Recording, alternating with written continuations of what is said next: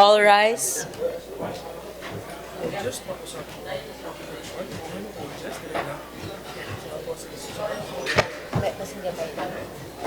Who will lead the prayer, please?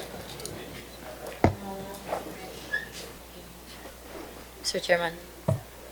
Let us put ourselves in the presence of the Lord in the name of the Father, Son, and the Holy Spirit. Amen. Amen. We thank you for everyone gathered here now. Thank you that you know each of one of us and have caused us to walk with you. We say that we are dependent on your hands and trust you completely. As we surrender ourselves in adoration, we welcome you amongst us today and celebrate the gift of life. As we ask to you, Lord, to give us guidance in this session. We open our mind so we receive your eternal wisdom. We open our spirits so that we know your leading and guidance. We open our hearts so that we receive your wonderful love. Lord, we thank you for our presiding officer, our city councilors, members, city secretaries, and all the guests in here. And we pray to you, Lord, to give the great inspiration as we share with you, the place of our heart. We pray that you will fill with them the courage and give us the peace. In Jesus' name, amen. In the name of the Father, Son, and Holy Spirit, amen. Please put your right hand over your heart as we sing the Philippine National Anthem.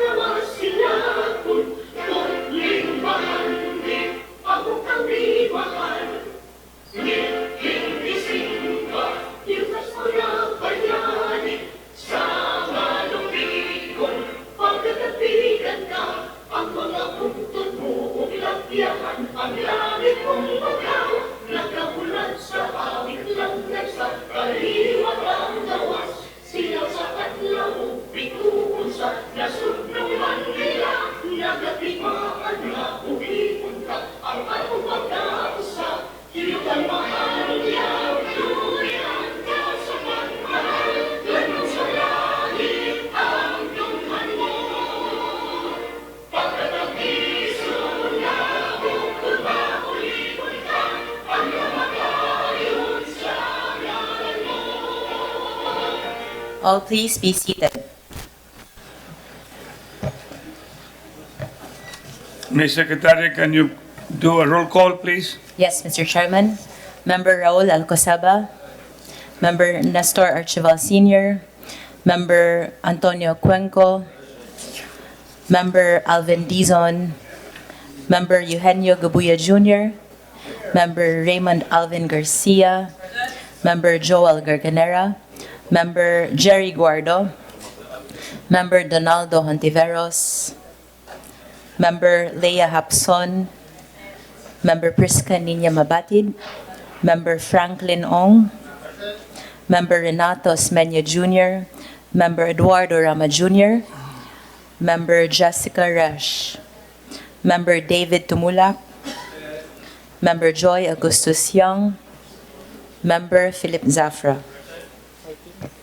We have the quorum. Yes, we have a quorum, Mr. Chairman. Next item for consideration. Mr. Chairman, Go ahead. I move for the following. To dispense with the reading of the minutes and resume of the special session held on February 24, 2020. To dispense with the reading of the resume and minutes of the regular session held on February 19, 2020. And to dispense with the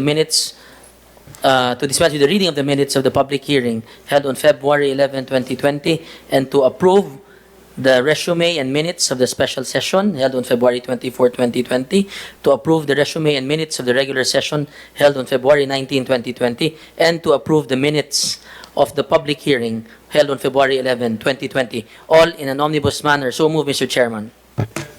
Duly seconded. Discussion. Amendment. No objection. Carried. Next. Mr. Chairman, the next item is the Citizens' Hour for the appearance of the following personalities. There are three, Mr. Chairman, in our agenda. Let's move first to the first, which is the representatives from the Department of Public Works and Highways Region 7 in order to discuss the following. Number one, the flyover project and all other projects to be implemented by the national government in the city of Cebu. The implementation of the flood control system, along Cabreros, Bacalso, Garces, Gabuya, Leon Kilat streets in the amount of 1.3 billion under the General Fund Flood Control Project. And number 3, the widening of Natalio Bacalso Avenue project and the road right-of-way acquisition project as per resolution number 2020 sponsored by the presiding officer and also sponsored by Jerry Guardo, respectively. So, Mr. Chairman, Ms. Secretary, do we have? Yes, Mr. Chairman. Very well. Let's just go. What is the next item, number 2? And the second, Mr. Chairman, is the representatives of the Department of Environment and Natural Resources, Region 7, the DEPW, the Association of Architects and Urban Planners, various civil society groups and environmental groups in order to discuss the flyover project and all other projects to be implemented by the national government in the city of Cebu, again sponsored by the Honorable Presiding Officer.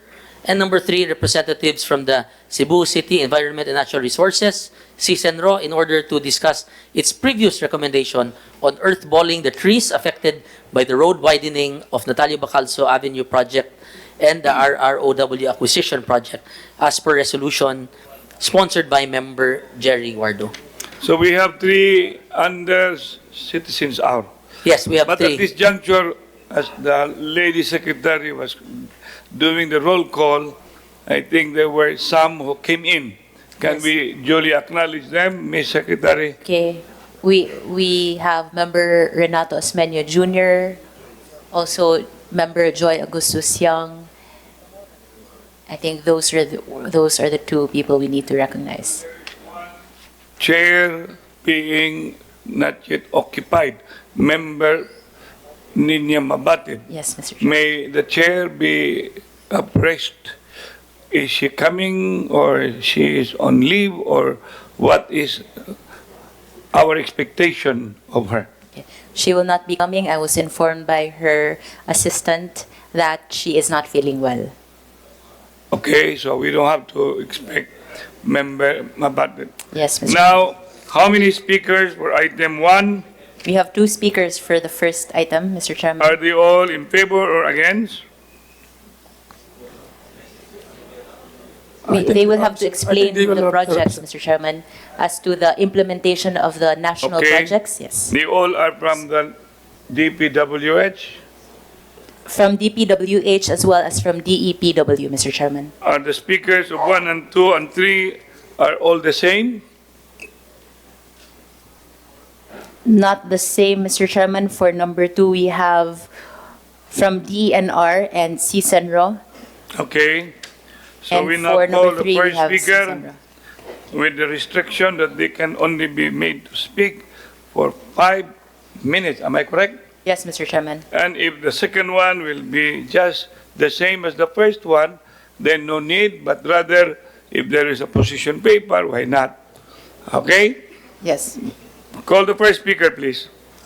From the Department of Public Works and Highways, Region 7, he is Engineer 5. Please approach the lectern, Mr. Engineer Nonato Pailado. And please be guided, member of this august body, if you wish to interpolate or some clarificatory, you may do so. And the chair will just be watching your hands or your voice.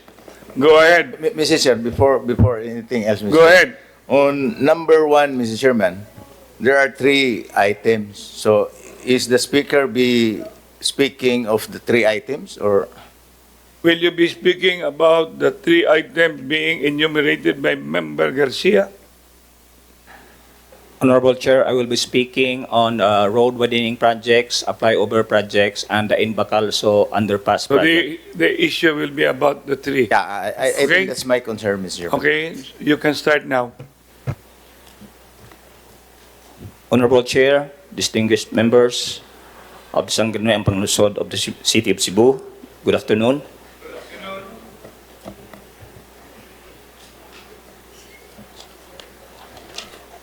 First and foremost, allow me to present to you one of our high-impact project related to traffic decongestion, the Guadalupe-Lahog Diversion Road. Next slide, please. But before going further, this is the content of my presentation. This is grouped into four. First, Guadalupe Lahog. Then we have road widening projects covering 3 projects. DED projects or detailed engineering design projects focus on improvement of major intersections in Cebu City under the FY 2020 General Appropriations Act. And lastly, the road widening project related to our Bakal-Su Avenue F. Llamas Street underpass. Next, please.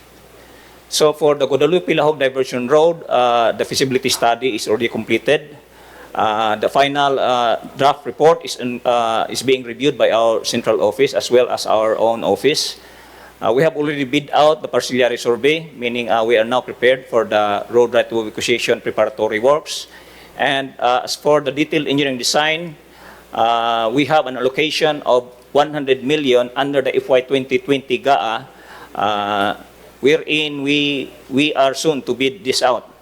And also, we have proposed under our FY 2021 programs, activities, and projects, or PAPs, what we call PAPs, an allocation of 62 million for civil works under the coverage of Cebu First Legislative District, and it has also a right-of-way acquisition cost or allocation of 648 million.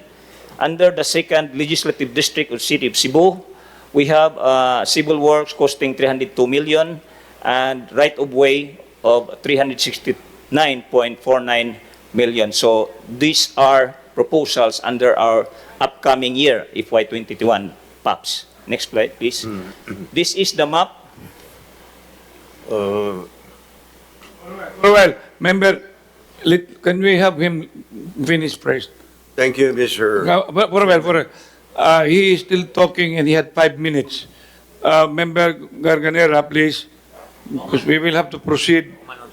I'm particularly interested. Will we allow him to finish first? It's a long, He will finish it first and then we can come in. it's a long project. I mean, there are many projects involved. He has only given 5 minutes, Member Cuenco. Given 5 minutes. If he cannot finish 5 minutes, we will stop and then you can come in.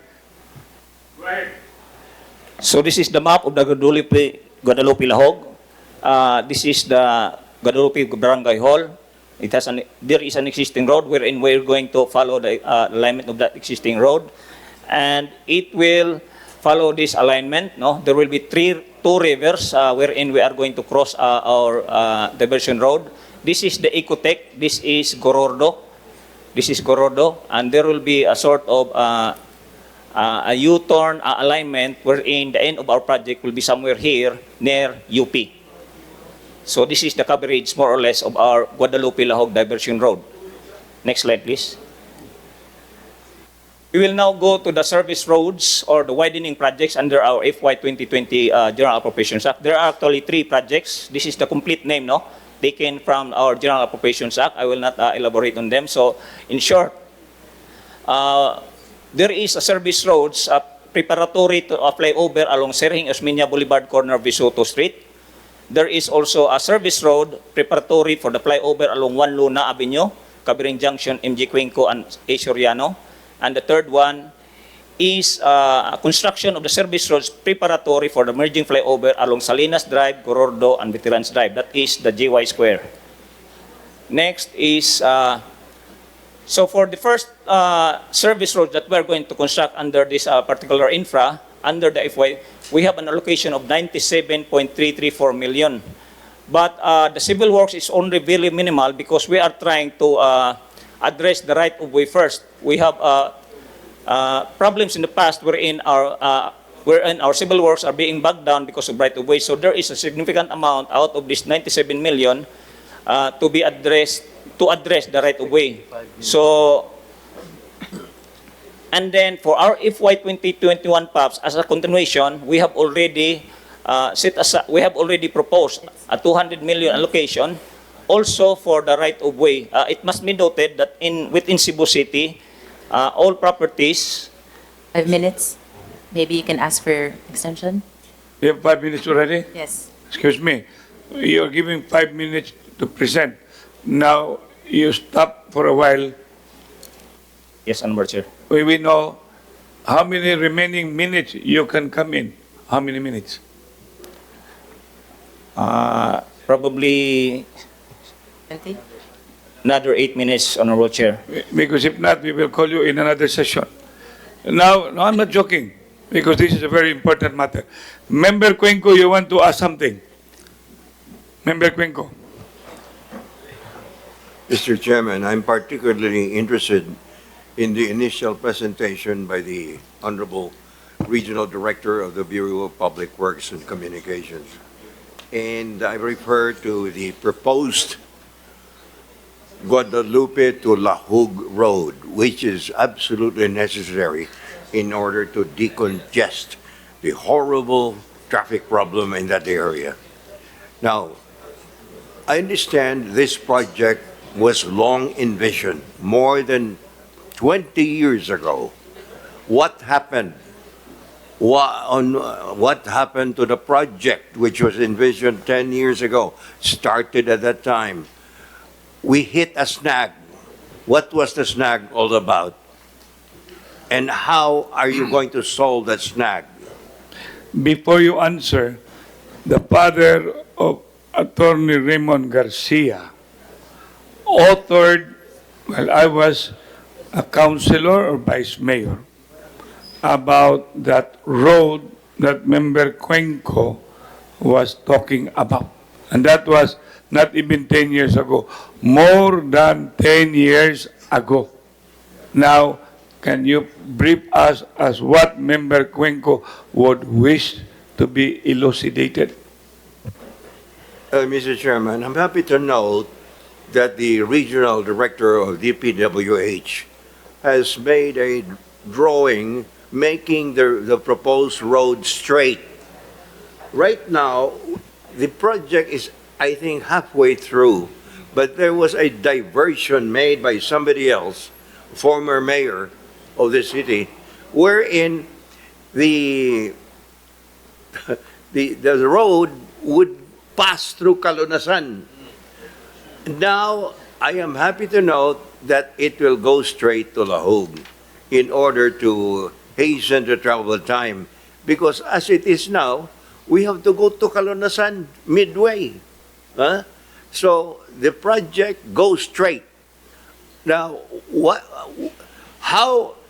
is the status of the project?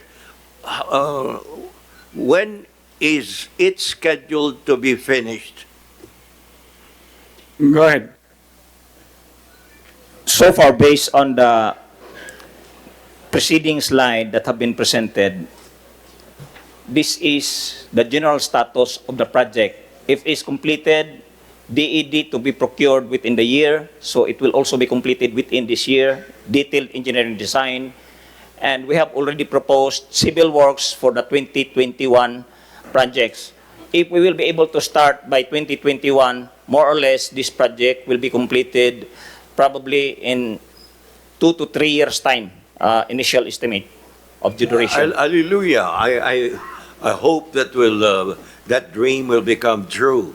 It's a dream. I know you will encounter a lot of difficulties like funding. How do you propose to get the funding? And how much funding do you need to complete the whole project? The estimate that has been... Iunan ko ni mo da. Sige, go ahead. Yes, sir. Sige, go ahead. Actually, sir, the funding that has been indicated herein for 2021 is just partial. We have the figures. 2.5.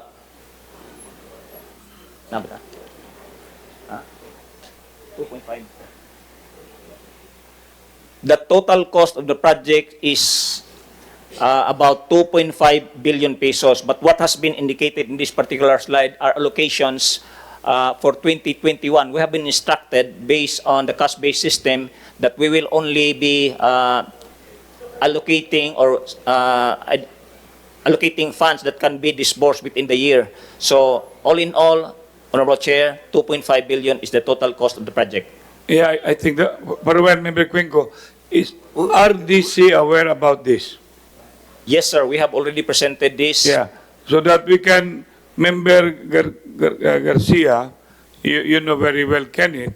Number two, you're always connecting with our OPAB, Mike Dino, so they can actually assist us as the concern of Member Cuenco.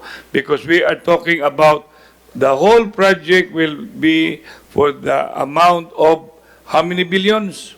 2.5 billion. 2.5 pesos. billion. Pasabot, naman ta anak, kung ulian nila city government, we can address that. Actually, Member Cuenco, because the 16 billion of Ayala, etc. Basta ulian ta. Muna kung pasabot. You know what I mean? You know, these are all solvable. It's just putting our money where our mouth is. So, Member Garcia, please keep that a very important matter with Kenneth Copunfe and even OPAP. Because they're the only one who can really do something. I read in the newspaper, nothing being put at the RDC in terms of huge infrastructure, it will not be budgeted under GAA. Am I correct? Correct, Honorable Chair. That's precisely. So let's work on our, not really friends, allies. Anything more? Member Cuenco? Yes, yes. I just want to be more clarified further. What portion of the road project, which is about how many kilometers from one end to the other? What's the total 2.3 distance? 2.3 kilometers. The total distance, 2.3 kilometers. Okay. What part is national road and what part is city road? Actually, the whole stretch is part local road and there is also part opening, road opening. There is no national road within this particular road stretch. I agree. No. These are all Local road and Local road. part is road opening. part is road opening. I mean, I should know that because that is what we wish also to pursue. But somewhere it went into a snag as what Member Cuenco. So I wish this time, at so dali tarong, layo pa kay 2022. You're talking about the target of what is the year? From 2021, if we will be able to get the funding as indicated in the slide, we estimate that we will be able to complete in 2 to 3 years' time. So 2021. Make it 2 years' time. Because 3 years' time will already be another administration or our administration will never know. Now, I'm just making it very clear to all of you because this project started by Member Mayor Garcia, stopped by another administration, proceed with my administration, stop again. So, this is all about kinalang paspas na Joel, paspas na Guardo, para itong 2022, paspasan. Marang paspas, Brasilia mabatid na, paspas card. So how? So anything more? I think that is very clear. Member Garcia. Yeah, I just have a few questions. No? Okay, can you give lang, because of the lack of time, more or less, just enumerate to us now, unsa yung mga projects nga inyong i-implement? The Guadalupe Diversion Road, what else? Sir, based on the presentation, I would just like to summarize. No, we have also, I have also indicated in my presentation 3 widening projects that will be included in the FY 2020 GAA. Okay. This is in preparation for flyover projects. Although, So, this is just road widening. Wala pa mo'y budget para sa flyover. Widening pa ni siya Yes, ang sir. inyong i-present. So, there are 3 widening projects, the Lahog Guadalupe Diversion Road, and then what else? sir, actually, Guadalupe Lahog is another project. The 3 other projects is 3 separate projects aside from the Correct. Guadalupe Lahog. Oh, that's why I wanted to know unsa pa man. Aside from that, unsa pa may inyong projects nga i-implement? So aside from the 3 widening projects, sir, yeah. we have also included in our presentation 6 detailed engineering design projects representing 6 separate interventions, improvements on major intersections. So those are measures to address traffic congestion. Okay. So we have 3 widening projects, 6 DED projects representing improvements of major intersections, and the last one in my slide actually will be focused on the Inbacalso underpass, that widening portion, which is currently being implemented by our office. I believe we have some issues with the city government, and that is the point why we are including it in the last part of our. So, wala gyud flyover ani, di ba? Wala pa. These are all just widening. Yes, I think that's good. there's no Okay, flyover. so Mr. Chairman, I think the speaker, Mr. Chairman, needs a lot more than just, those are all very relevant projects for the city of Cebu, especially since that it will augment in our traffic situation. So maybe we can invite him in another meeting by the Sangguniang so that you can complete your slide presentation. Because all of these are very interesting. 6 projects for intersections, for widening, and then you have 3 widening projects. We want to know about that, no? But we just don't have the time kay I know. takan pa kayo. So maybe, Mr. Chairman, we will just, after Councilor Garganera will have a question, then we will excuse him, and then we'll reschedule another time just for DPWH, Mr. Chairman. Member Garganera. Yeah, I'm more interested sa Osmeña Visoto na widening. So, existing ana nila ron, sir, is 6 lane. So, you're going to widen it to 8 lanes? Ang existing ron na ba? The present width of the road sa Osmeña Boulevard is 6 lane. Yes, sir. So, you're going to make it 8 lane? Actually, sir, we are going to add only a 1 lane each because to certain extent, ang iya silbing width can partly be utilized sa among flyover project. Although, yes, So sir. my question is, kaninyong widening kutobra ni siya from unsa may length niya ning inyong widening? Actually, the length of our widening will only be limited sa length pod sa atong proposed flyover because these are preparatory supposedly for flyover projects. If there are no flyover, dili na necessary ang widening. As it is right now, that's 6 lane. Yes, sir. So if there's no flyover, so what's the use of widening Yes, the road? sir. Yes, Diba? sir. I think so, sir. I believe. Yeah. Anyway, That's it. that's a very good point. We can have at length because the presiding officer will relinquish when that time will come. Because I remember I was the vice mayor, then I will be there on the floor.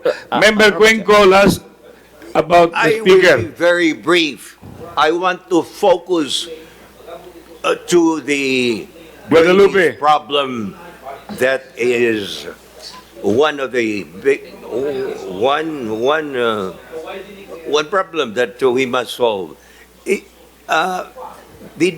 Are you aware of the long the long planning age Member Garganera of and the integrated drainage program? In other words, these streets that, wherein you intend to solve the drainage problem, will it also solve the problem in the interior part of the city? Because in the interior parts, the drainage problem is much worse than in the main part of the city. for a while, 1 minute recess.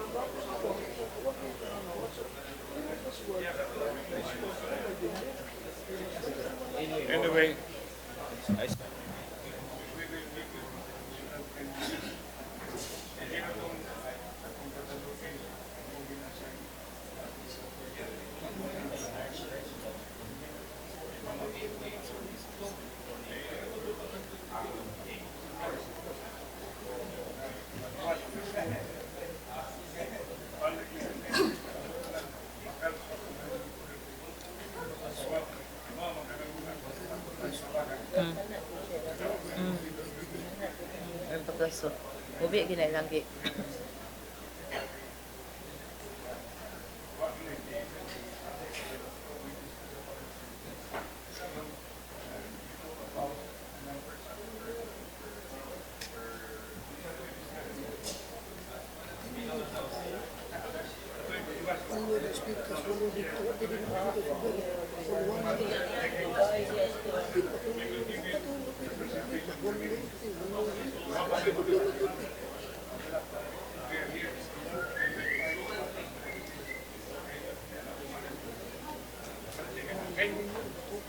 Continue, sir.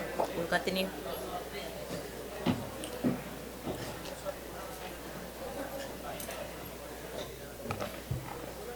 For a while, before we resume, we will be giving the gentleman 10 minutes to finish his presentation. Then after his presentation, because we will be talking about item 2, okay? So we can always look, if there is a need to call the DPWH again, then they can come back on another citizens hour. Mind you, I'm very proud of the council. We had a public hearing this morning. The other side, they did their caucus. We had our caucus. We have our lunch. And now we are continuously in this session for the whole day. So can you give us a round of applause? Nabuntag pa mi din eh, nabuntag pa. Okay. Sige, session resume. Mr. Chair, Finish your presentation. Mr. Chair, what is the item to be discussed, Mr. Chairman? Answer again. What item, No. what is the subject matter of He item has 2? not been finished with his presentation actually. He had 8 minutes to do and we are giving him 10 minutes. On item, citizen letter 1. Number 1, Mr. Number Chairman, one. is 3 items. Yeah, this is 1, 2, 3 man eh. Pag human, arita sa 2. Correct? So, Mr. Chairman, number 1 has 3 sub-items.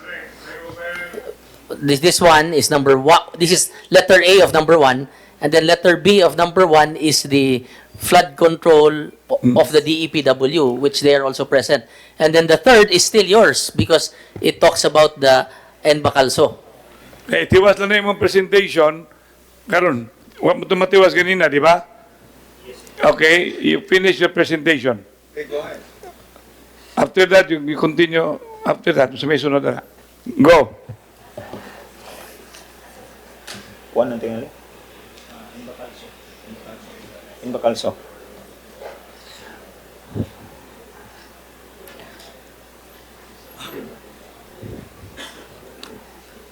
Actually, with regard to the DED projects, I believe this is going to be a little bit lengthy of discussion. So I will go straight to the Inbacalso underpass because this is one major item that DPWH needs to. But as we've been discussing earlier, we even discussed that with Secretary Mark Villar. He is very much aware of how improper that project was. That's why we do not want to belabor. 6 lanes original ended 4 lanes. Now, I told him and I discussed it with him. It did not have any flooding before, but when this whole tunnel was brought in, it caused flooding. And the flooding did not only occur within that area, it goes beyond Rubber World, and that is beyond Shopwise. That's why we know this is going to be a thing to solve. So we understand that very well. And you are going to have that presented today, right? Yes, sir. It's Yeah, all that we want to know, have it done. We don't even want any presentation. Just do it, because even my brother is complaining that there is no light. The light has been, the electrical thing there above has been stolen. What are we doing about it? Mana nahitabo dia akong brother si Jingjing, he keeps on complaining nga nasa project niya. Ari padung nako, apadung ni member Rama. Not necessary ning uban kay di man ni sila taga south dool diha. Kami man ni Dondon ng Tiberos. Kami pirmi pangitaan kana. So do we have to know about this or we have known this long time ago? Member Sapra. Let him present. Okay, go ahead. So, to present the present status of our widening of Inbacalso Avenue at Junction F. Llamas, this is actually pertaining to the widening in preparation for our service roads, no? The remaining lanes of the service roads of the Inbacalso underpass. So this is the basic contract data. The contract amount is only 16.9 million. This has started October 11. Initially, we have some problems, especially on focus on trees. Prior to that, before this project was rebid, this was actually rebid, no? In October 2019. We have problem in right-of-way. And initially, it was terminated because of such immense problem on right-of-way. And then we were able to address the right-of-way, so we rebid it October 11. When we are about to start, problems about the trees came up, wherein the contractor was about to he was no longer accepting some of the additional items of work that has to be incorporated into the project because of additional cost of right-of-way. But per instruction of our secretary during his visit last January, we have been ordered to pursue the project in coordination with the city government of Cebu. And we try to haggle with the city government of Cebu for the payment of the trees that has to be removed because based on the requirement of the environmental officer of the city of Cebu, it has to be bowled out. Although there is some conflicting opinion with the DNR because as far as the DNR is concerned, it was supposed to be just cut. But since the DNR yielded to the requirement of the city of Cebu, it has to be bowled out. The additional cost now becomes a problem. So I think the latest development on this matter is that we are now going to pursue this project, hopefully with the help of the city of Cebu, just to address that cost of bowling out the trees. So this is the present project status. Next, please. I believe most of our honorable councilors are aware of the location of the project. No, this is this is in Bacalso, this is Ipliamas, somewhere here is the Super Metro. Next, please. This is the typical section. This is the underpass. We are going only to work on this particular area, no? Both sides of the underpass, and that represents the remaining lanes of the service roads, curb and gutter, sidewalk, and drainage. The drainage is a very important item because, as what Honorable Chair cited a while ago, there were observations about flooding, and this will be the one to address the flooding problem in that particular vicinity.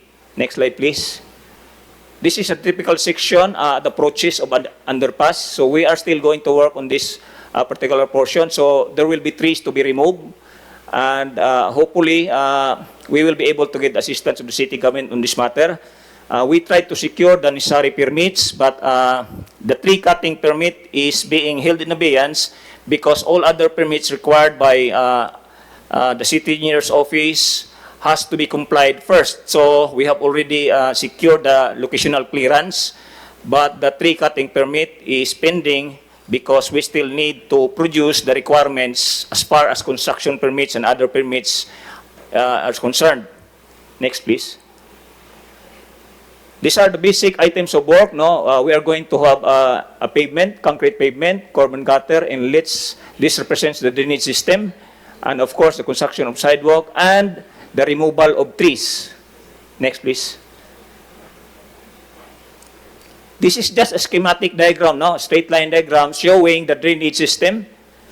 So there will be 22 manholes. We will be adopting 910 mm diameter RCPC. Next, please. John, ilang minutes na? So these are the trees, no? The straight line diagram showing the trees. There will be 61 trees start. that will be affected within the project limits. We have indicated also 122 trees in case we will cover the whole original stretch of the project. But as it stands as of the moment, we need only to remove or ball out 61 trees. Next, please. Very well. How many minutes? 23 minutes since the start of the presentation. many? 23 minutes since the start of his presentation. No, Mr. I'm Chair. talking about the extension. He said 8 minutes. No, This is the how last many slide. minutes did he consume? This is the last slide. Then, Okay, go where's the ahead. slide? So, more or less, the data with regard to the road right of acquisition is shown in this matrix. So far, the number of cases filed is 5. But take note, for each case that has been filed, it contains a number of lots or number of properties. So there are 55 lots affected. Out of these 55 lots, we have already secured 42 rate of possession, meaning to say the contractor can already enter into those lots. The remaining, the difference of 13 is already in the court. The court still has to act on it. Soon, hopefully, we will be able to secure the WOP or rate of possession. There are 42 structures, and out of these 42 structures, we have already secured the rate of possession for 37. Now, the remaining 5, it's already in the court. We are waiting for the court to issue the WOP. And lastly, there are only 3 structures wherein we have not yet filed a case yet because of some absence of the owners, and the owners is not so cooperative. We find it difficult to secure the necessary documents. So Anyway, I think that's it, I think Honorable that- Chair. for a while, before Member Rama, that's why I would have wanted this matter in another session, because I want to be, my right is also to be in there. But if you would not mind, I will always take this project with really something that I remembered very well. That's why Member Cuenco should have been also around, if he can remember. You know, that flyover originally should have not flown over. That flyover should have crossed over towards Mambaling. That was the original plan. Okay? For whatever reason, God knows. I do not want to go back. Number 2, now that flyover, which is existing, okay, I want to bring it to the DPWH memory. And Member Cuenco should know that as well, because that is his project. Am I correct? I believe so, Honorable Chair. Precisely, you should believe, because my memory is not failing. Number 3, once the flyover could have been over, that so-called island with trees should have been removed, Member Guardo. That is in front of Mambaling Elementary School. Member Cuenco is walking slowly. And the contractor of that is WTG. Now you have the papers, please, because my memory is very clear that they should have acted on that skywalk and reconfigure the skywalk that it will no longer have with a, you know what I mean? Column. Yes, at the middle. And once that whole island is removed, then when you go into the flyover from CIT, you don't have to be worried with the island, because that island is just waiting, boom. And I do not know how many accidents have occurred. Because na may mga buang ang mga driver, besag flyover, maglumbaanay. Yes or no? Iniglumbaan na, inignaog, there is an island. Are you familiar with that? Yes, sir. So this is now the opportunity, Member Guardo, because you're talking about the remaining. Actually, the remaining includes that one. Okay, number two, that's why I'm very personal about this, because that project should have not been there. I was fighting that should not be implemented. Why? Because we are not experiencing flooding within that area. What could have been done was to remove the island, then you widen the road. Now, furthermore, if you really want to address, then widen the whole Natalio Bacalso all the way to Bulacau. So that is what I'm trying to bring to DPWH until I will decide to run for Congress. Now, I'm not joking. When I will be running for Congress, and you will know how I will help the South District. That if I will decide, I will ask my nephew if he will agree. Anyway, and the others. So I'm just bringing to your attention, ladies and gentlemen, because there are so many projects there that has not been moved. Am I correct, Member Sapra, Member Rama? So you want to say something, Member Rama? Take it away. Mr. Chairman, I just would like to ask the Speaker, pila ka lanes ang service road again, just to clarify? Two lanes, but as of the moment, one lane. It's Why still is there one a need for a two-lane service road? Because I'm just trying to figure out the logic of this project, Mr. Chair. Just like any other flyover projects or underpass projects for that matter, the service roads is very necessary so that there will be access for vehicles for establishments within the projects. And usually, when there will be a vehicle that will be backed down and you are only going to have one lane, so everything will be plugged up. Do you agree that the main road is more important than the service road?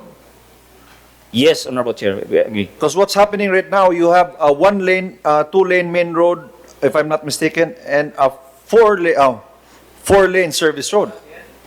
So mas lapad ang service road kaysa main road.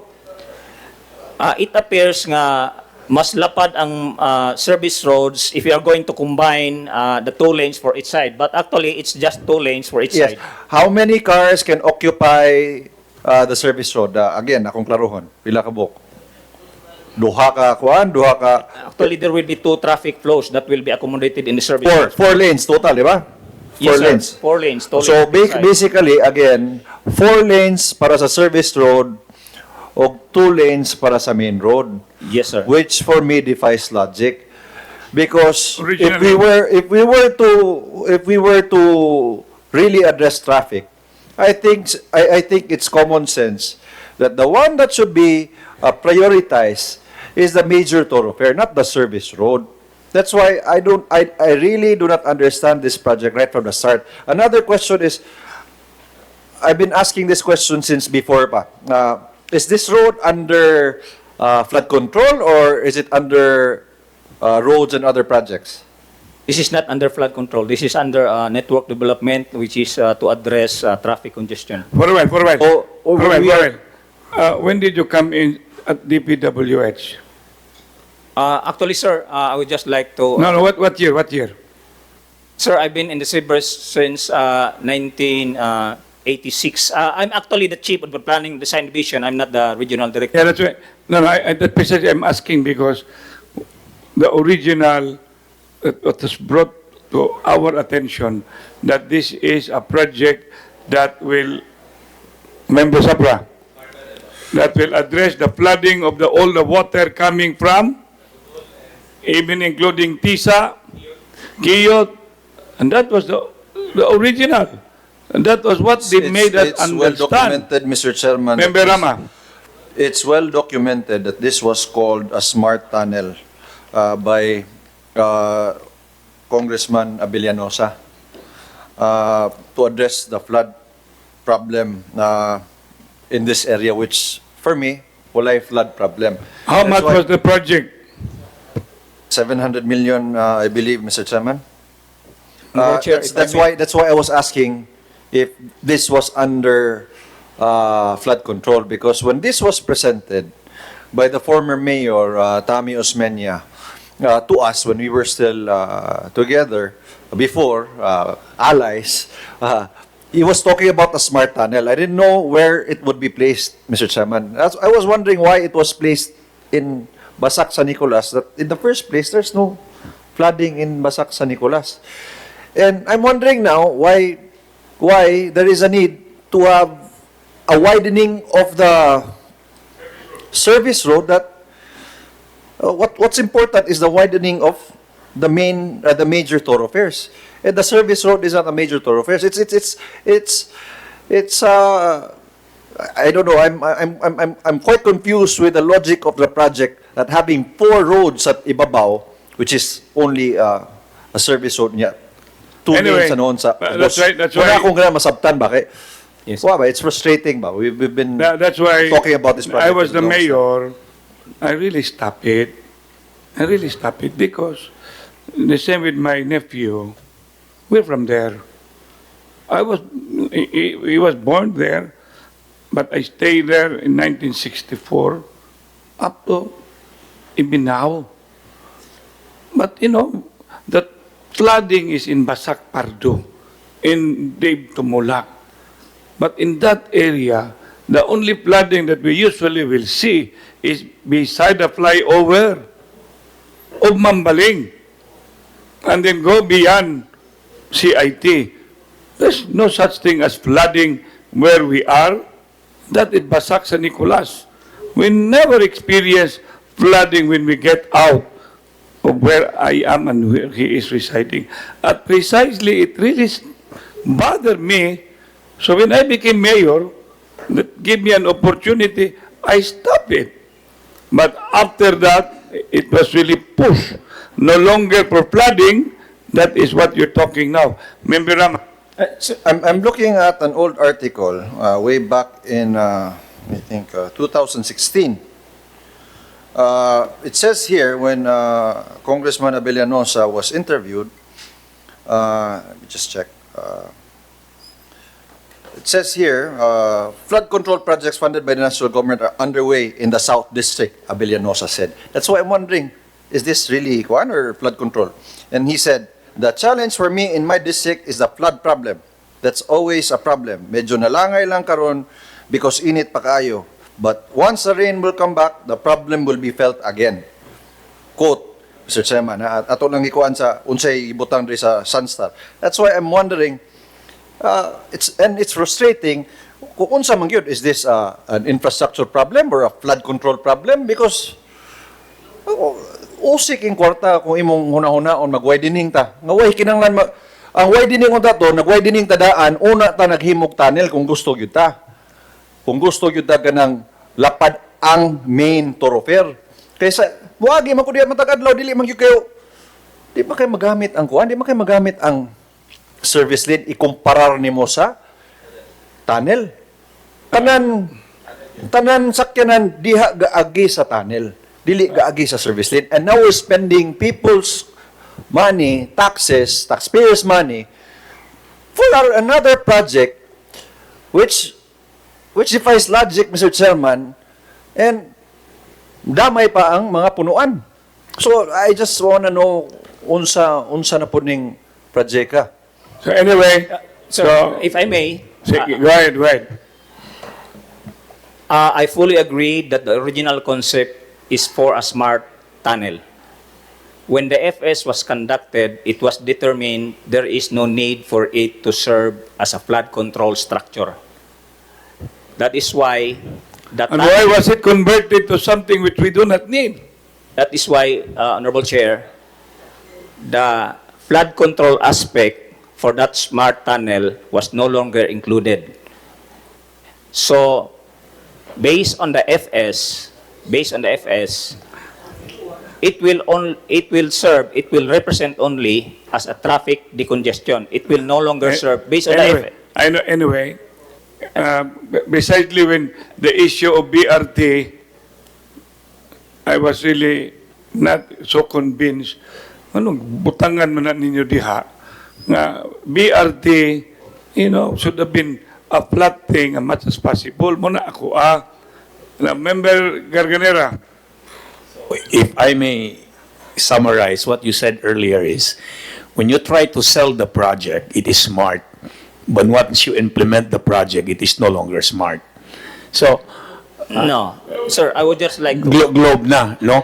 So there's the marketing there, no? The marketing there so that people, but here's the thing. Before that area, walay baha. Wala gyud. Oh, walay baha. And then you are selling it that it will solve the problem, it will solve flood. But there's no flood there. But right now, when the project was implemented, there's the source of flood. No? Sa tinuod, Nagkagrabe na noon ang baha diha kay walay connectivity. So, how do you, not only baha, also when you talk about traffic, how can you explain this nga from 6 lane, it is now 4 lanes? No? Bisag asang dapita, ma-traffic or ma-flood, wa gid ni siya maka-address sa maong problema, ha? So, I mean, sige na lang. Ang pinaka-importante, engineer, kay mapita ganina ako ito ipaundang ba, kay i-reserve ba ka na mo on another time, kay ako mismo, ba, maka nga, member Rama, I just want to hear the explanation of the engineer, Mr. Chairman, because it's quite frustrating. I've been complaining about this since the previous Sanggunian. First, why a 6-lane became basically gipagamyan ang daan, a main road. Second, they sold it like it's a smart tunnel, and they were telling us that it would solve the flooding problem, which is non-existent. So I just want to know the explanation of the speaker, Mr. Chairman. Okay?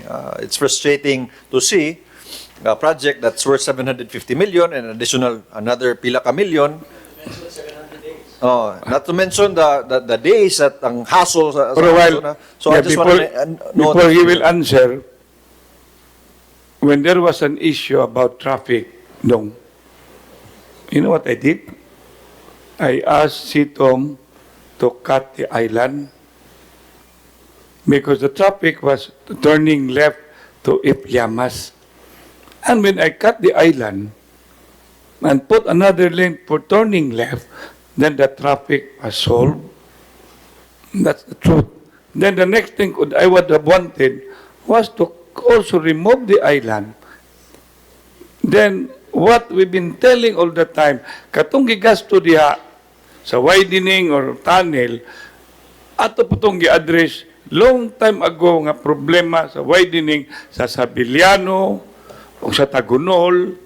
Then we go back to Bacalsomo to unta ang saktong buhaton. Karon nagbuhat na diha, kuto pa ta diha. What about the whole Tatalyo Bacalso? Nga inig-abot nimo dito sa Pardo. Are you familiar with Pardo, Maxwell o Yumi? Yeah? You go straight to Pardo, parahon ka of not being widened going to Bulacau. Am I correct? Ngano di man ta dito, tiwaso na to ng lugar diha sa Pardo, member Sapra, padong sa Bulacau. Because inig-abot nimo Pardo, widen man na. Pero ikabot nimo sa area de pizza Kinasangan, putol na sad. I mean, why are we not seeing Member Guardo? So I want you to take a look. Why don't we walk?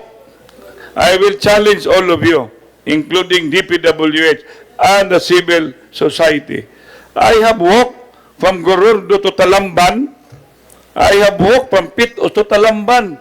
Let's walk so that we will know how stupid some of our roads are. That's why inig-walk nimo, makita din nimo. Have you walked on that, engineer? Gikan sa Imol, ECT. I've been telling them, prioritize, because right now, kanang island diha is actually constricting the road now. Ni adto gibutangan nag-island, hinganlan og South Expressway. Pero wala na may expressway diha karon because naanay kada corner Yume traffic sign. So, ang mga sakyanan, dili na maglumba. So, therefore, ang akong gitan-aw ron diha, sa ako lang kaugalingon ever since pa ko sigig fight for that. Butang nimo nag-island, you divide the road. Inig-abot sa traffic, you cannot transfer the traffic. But you remove the island, if there is a traffic, you can add the lane. You can add the lane. And that is being done in America and anywhere else. Member Rama, Wa pa natubag akong kuan, Mr. Chairman. Mr. Chair. Ganaan lang Yes. ako kasabot ba? Ganaan lang ako makasabot. Mr. Chair. Honorable Chair, if I may be given time to explain a little bit no, of this project. Yeah, before that, Mr. Chairman. Go ahead, go ahead. Yeah, the Speaker, Mr. Chairman, made mention that part of the construction of the Underpass, sides service road. service road is the construction of 8 culverts. Am I correct? RCPC. RCPC. Drainage line. Yeah, according to the Speaker, it will solve the flooding problem. Based on our drainage Based on analysis. your analysis. So, ang akong pangutana, Mr. Chairman, in the construction of the RBC culvert ba na tawagan na? RCPC, yes, culvert by RCBC, culvert. asa man ang outlet, ana? Actually, it will be connected. Doon rito. It will be connected to the Ang baling. Ito na. drainage system that we have constructed when we part of the construction of the flyover. There is a drainage system there, more or less of the same size. Ang baling na. Yes, sir, mambaling na siya. We will be connecting the drainage system for the underpass. We will connect it to that drainage system because in our computation, it can accommodate the runoff that will be passed through that RCPC drainage. Yeah, with the construction of the RBC thing, so you will not only solving the flood on that area. We believe we can solve that. Yes. But in effect, you will be solving also the flooding problem in Tisa because the water in Tisa will also be flowing on that direction. Yes, So, am I correct to say that by constructing the RBC, it will also solve the problem, the flooding problem in Tisa, in Labangon, and of course on that area. Am I correct? Sir, I would just like to point out that the TISA is a little bit, has a certain distance from our project site, no? We have this so-called flood control master plan. We have a major drainage line. I just forget the road. There's There is a an major drainage ongoing line that will in TISA. that will address the runoff from the Tisa or Labangon area to Correct. that drainage line, but it will not pass through the drainage system that we have constructed for this particular They will not underpass. go to Ipliamas. What is your in your analysis is the flooding on that area that Yes, sir. Okay. The flooding in that particular vicinity. Remember, there was no flooding until that project came. Member Sapra. Thank you, Mr. Chairman. Na-mention kong TISA, actually, prior to the construction of that smart tunnel, I was still the barangay captain of TISA then. Naagian ako sa Ifliamas nga nagbuhat og drainage project ang DPWH. 72 ang sa diameter bitaw niya sa culvert, dako kayo. 7 centimeter, basta dako kayo na nga RCPC. Dito nila i-connect sa sapa sa TISA, kanang TISA 2 Elementary School. Pero meron ang direction from punta, padung dito, padung buhisan nga part sa sapa. Nibuong ko nga padung buhisan nga, kung magbaha, padung dito sa buhisan, sugato ni mo. So ako gipatawag ang DPWH, aniad to si Engineer Katubig. And he told me, kaya kanang dako kayo nga drainage, preparation na sa tubig unya nga maproblema unya sa drainage diha sa shopwise nga tunnel pagka-construction. I don't know during the construction period ba yung pasabot or part and parcel ba ni siya sa design. Pero sa karon ni baha na ho, di gid siya part and parcel sa design. I don't know if intended lang siya for or unsa may gamit anaron kadako ato nga pipe. Sir, I cannot really picture out that drainage system constructed at a certain distance. Ifliamas. Along Ifliamas, sir? Yes. gikan yung na dito sa kuan. Rubber wall sa Biliano. Sa Biliano, no? Oo. Yeah, padung ubos. Dako kayo na nga project. So unsa Sir. may gamit ana ron? Sir, when you are speaking about Ifliamas, this intersect in Bacalso. Ang kanang Ifliamas ba? This will intersect in Bacalso, dapit sa Gaisano. I believe we don't have any recent drainage system being constructed in that particular junction. Dili, ang sulti mo ni injure ka tubig nga ang tubig gikan sa Biliano dito sa shopwise dadon padung sa pa destisa. Mo to nag-construct sila atong dako kay nga drainage project. Nahuman gyud to. Pero pangutan na amot kung naka-address ba yung gas drainage problem. Even bisag sa Biliano lang. Sa Biliano. So, na-construct na prior sa kaning tunnel. So please check on your record, sir. Kay Yes. anong kung kinang kwarta, dako-dako gyud og budget ang nagahin para ana nga project.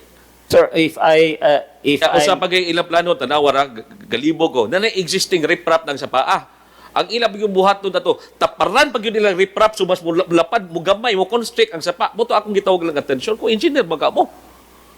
So musamot ka gamay ang sapa.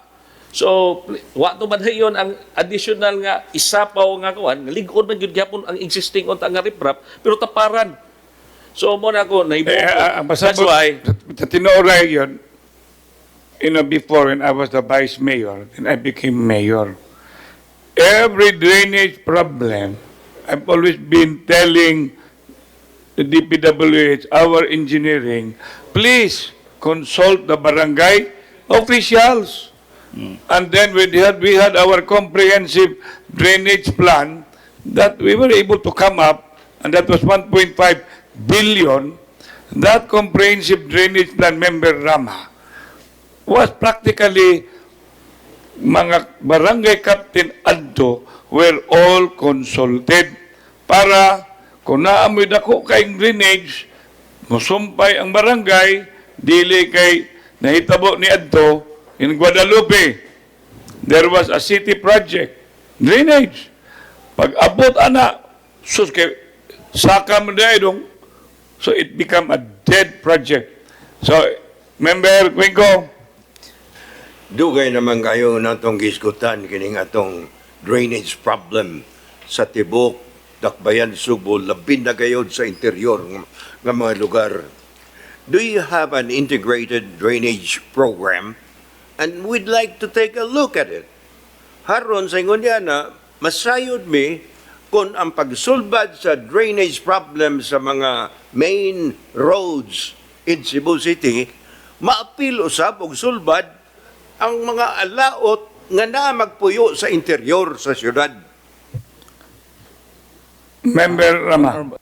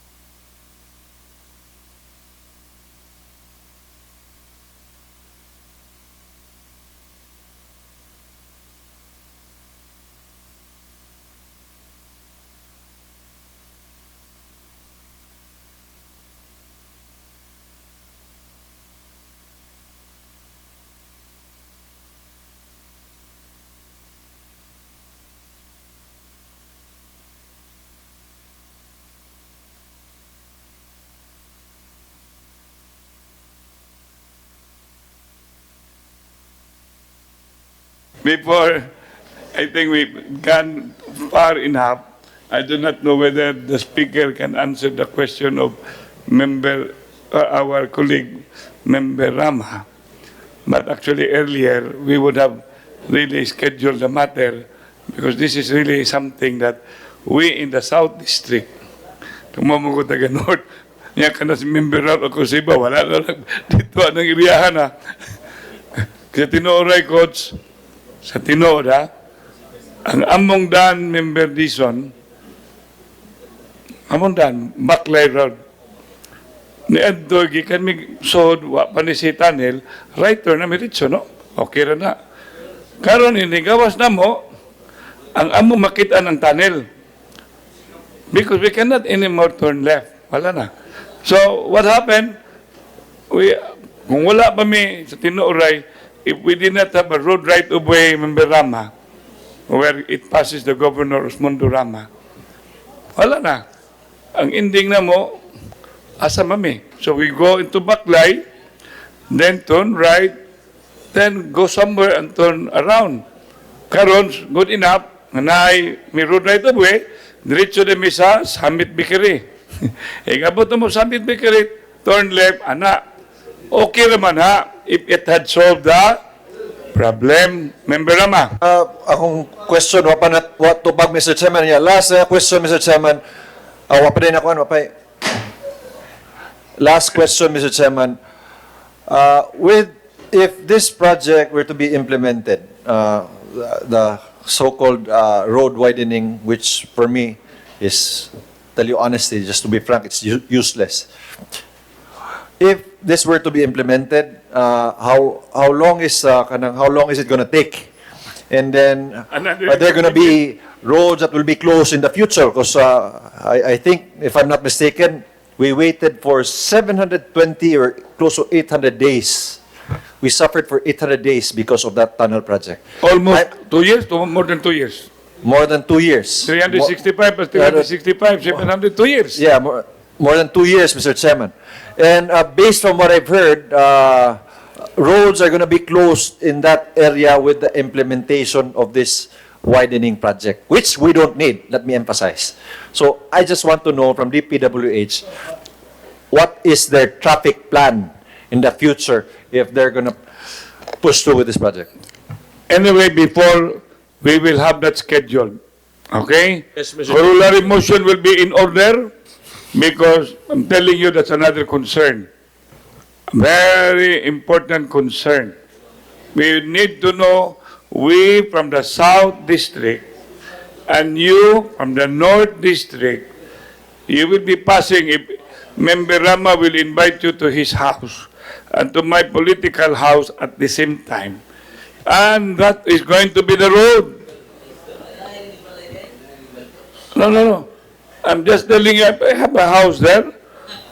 And that's the bungalow. Mr. Chairman. That is his house over at Ba. I'm telling you, if you will invite you in Rama compound, including all of you, on whose birthday, and they will have that project. So Joel, ask me again eh. Then that's why the most important thing is that traffic plan. So I think Member Sabra. Mr. Chairman. Chairman, I think... Mr. Chairman. Yes, Mr. Chairman. I think you have forgotten that this is a citizens' hour. No, I, for one, is guilty to it that we are dominating this still a discussion because of our desire to be anything. But anyway, we already have presented our side, and the DPWH has already presented the project to us, and we will just schedule a follow-up meeting about this. We will devote na lang the rest of the time to those who we have invited kay taas sa sige nito discussion. You're already excused. Yeah. Mr. Chairman. Mr. Chairman. Member Dizon. I agree with Member Philip Sapra that we should allow other speakers to speak on the issue. But before that, Mr. Chairman, I would like to add my humble voice on the issue at hand. I don't pretend to have the expertise of an urban planner in dealing with this subject matter, kaning mga infrastructure projects. But in my long years of experience working with the urban poor and civil society groups as a community organizer, I believe that solving problems in urban planning, flooding, and traffic management always involve stakeholders' participation. I agree with you earlier, Mr. Chairman, when you manifested nga ang atong mga infrastructure projects, especially from the national government, walay konsultasyon sa local government. And not only local government, civil society groups should also be consulted, equally consulted. I remember there was a resolution from the Cebu City Development Council where we strongly instructed DPWH and other national government agencies nga dunay proyekto nga implementar diri sa atong syudad sa Sugbo to coordinate with various stakeholders and provide a socio-cultural and environmental study to all our infrastructure projects. Ang national government dili dapat mao'y mo-provide og solution sa problema nato diri sa local level, Mr. Chairman. The local government, including civil society groups, should be equally consulted. Una nato ipatuman ning mga proyekto nato. Mr. Chairman.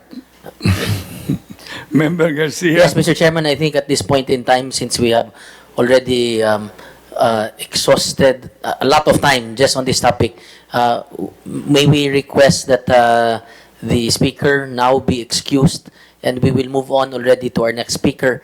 But Who's the next speaker? Mr. Chairman, can I move first that on a corollary motion to schedule another citizens hour just for DPWH to discuss the same subject matters at a more detailed manner. Yes. So anyway, the DPW is excused. Yes. Okay, you can stay for a while. Okay? Mr. Chair. Now, Mr. we have Chair. another speaker. Mr. Chair. Number Go two, ahead. Mr. Chair. Yeah, I can understand the speaker, Mr. Chairman, has signaled to have a parting words, maybe, Mr. Chairman, because he really wanted to speak. He ended his presentation. So I Yes. move, Mr. Chairman, that he will be allowed to. For what? What you're doing a parting word, you're coming back. Yeah. So there's no parting. I will be Yeah, you will be Yes, we invited will back. invite you again. in this particular session. Yes, No, in this no, no. session. In this session hall, but on another date. Another day. Say a parting word, Honorable Chair. Okay, If go you ahead. want, go ahead. First of all, I would just like to emphasize that if we are going to pursue the construction of the remaining lanes of the service roads of Inbacalso underpass, there will be no closure. There will be no closure of the existing lanes. There will be no closure of the underpass. Traffic, as it is now, will be the one to be observed during the construction.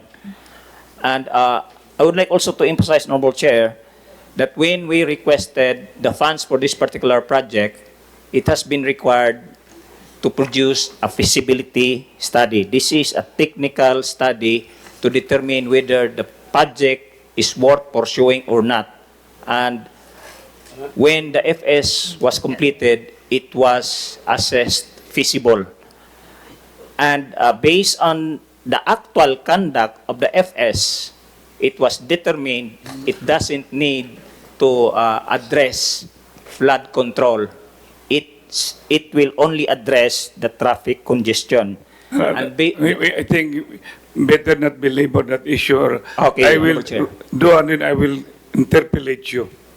Okay? Thank you, And Honorable so I'm Chair. telling you, you want my word? I've been pissed off with that project. Please, please. Because I've said it all over. That is not a needed project. Okay? But other projects that we need, why concentrate there? Okay? Thank you, Honorable Chair. Mr. Chairman, you are now excused. Thank you very much, sir. May For we... number two, Next speaker. No, my motion, Mr. Chairman. it Go ahead. has not yet been dispensed with. Yeah. Any Move for motion? I don't know if the August body will agree because the Assistant Majority Floor Leader suggested an executive session instead of a public hearing. I mean, sorry. For what? For what? For DPWH. And then when we will executive session, all of you are out except the, Proponent. sometimes you're asking for an executive session. when an executive session is conducted, only 2 or 3 will remain. That's not fair for those who have been invited. Okay? Let's put it on the... Okay, Citizens Hour, can we have a date? April 1. Can we have a date? Next April speaker, 1, Mr. please. Chairman. I hope that the PWH will be available on April 1. April 1. Next So move, Mr. Chairman. Next speaker. speaker. Next Who speaker will for discuss number the 2. 1.3 billion drainage project of the Cebu City government. The budget is during the time of Mayor Mike Rama, and this one is pursuant to the DPWH master plan. Please state your name and office for the record. Thank you, sir. So in other words, had it been implemented, it will connect to the DPWH. Correct. Go ahead. I'm Lowell Corminal, Assistant City Engineer, DEPW. Good afternoon, presiding Mr. Chair, Honorable Vice Mayor Michael Lopez Rama, and to the distinguished honorable members of this august body. Slide. Good afternoon.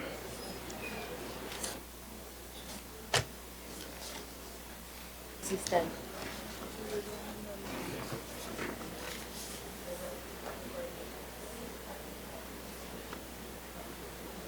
Yes, construction of drainage mains. This is in line with the DPWH 2017 Comprehensive Study for Metro Cebu Integrated Flood and Drainage Master Plan. Next slide, please. The whole of Metro Cebu was studied by a consultant hired by DPWH. They have 3 clusters. We will focus on the central cluster, which will include Cebu City. Next slide, please. We will focus on the Chapter 5. On the Chapter 5, it states that there are different approach on how to address the flood problems in the central cluster or the Cebu City. One of which is the river improvement works, which are already conducted by the DPWH. And second is the installation of additional drainage main or trunk. We will focus on the latter. Proposed drainage, balik, please. Previous slide, please. Proposed drainage mains in Cebu City. This will serve as the main collector of all local runoff that conveys flood water to nearby rivers, creeks, or directly to the sea. This is the highlight because we are improving so much drainage laterals, but then there are no outlets. Next slide, please. Again, this is in line with the comprehensive study conducted by DPWH. These are the drainage mains for Cebu City. We will focus first on this alignment.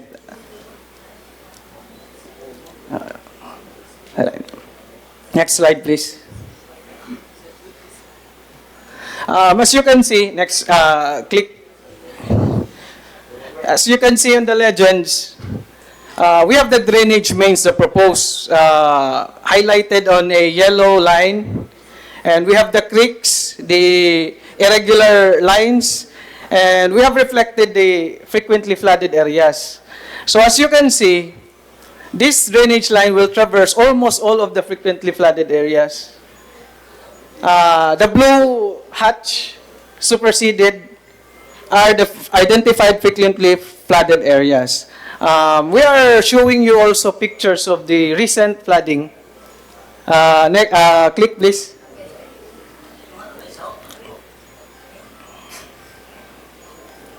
Okay, next slide, please. Click. This is the second alignment. Next slide, please.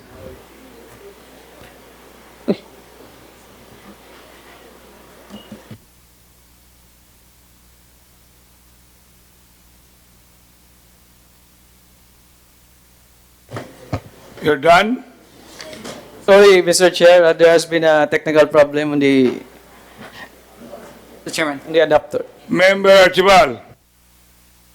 We are here, Mr. Chairman, because we are asking why we are supposed to approve a 1.3 billion drainage problem to cure it. I'd just like to ask the Speaker, Lowell, the comprehensive drainage plan made by DPWH, I think there were 4 causes. Do you know what's the 4 causes, Lowell? 4 causes for the implementation, sir? From the, because you're basing the 1.3 billion based on the plans which are laid out by DPWH. And in there, I think there were 4 important aspects or problems that being summarized why there's flooding. Before you answer, whom did we invite to come from DPWH? No, that is city government, right?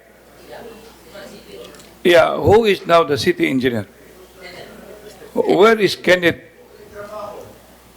Where is Kenneth? Where is Kenneth? Ma'am Secretary. We invited her, Mr. Chairman, but they sent Mr. Oh, we want to know, where is she? Can you please have somebody to call her that we want to see her? Because we invited her. The head. Precisely. And why another one, we do not wish to be having somebody being invited and another one came in. And then member Archibald is asking the question, and this is about DPWH. That's why, is there any letter coming from Kenneth that he will be sending another one? No such Precisely. So communication, can Mr. you Chairman. we can continue asking her, but she needs to be here. Okay? So can anyone be asked Mr. from my Chairman. office? We're on Anyone it, from Mr. my Chairman. office? Matt, can you connect with Kenneth that she is needed here? Thank you. Archibald. Yeah, ang point lang na ako, Mr. Chairman, is we're asking 1.3 billion pesos for flooding. And basically, this is only in the South District. And if you are going to look at the comprehensive master plan of DPWH, there were very important points that we should consider. And I think the 1.3 billion is too big. So that's why I'm asking Lowell, have you read the comprehensive drainage plan? Yes, sir. What are the 4 important problems why there is flooding? First is the river obstructions. That's why they have river improvements. Second is we don't have a drainage master plan for the whole of Cebu. And then third is the socio-economic factor. We have this problem of garbage going to our drainage. Unfortunately, the 4th one, sir, I can't remember, sir. Okay, I'll give this to you. Number 1, constructed waterways. Well, we're saying that rivers. I think that's correct. The other one is inadequacy and absence or drainage trunks, which is, I think, this is the one that you're concentrating.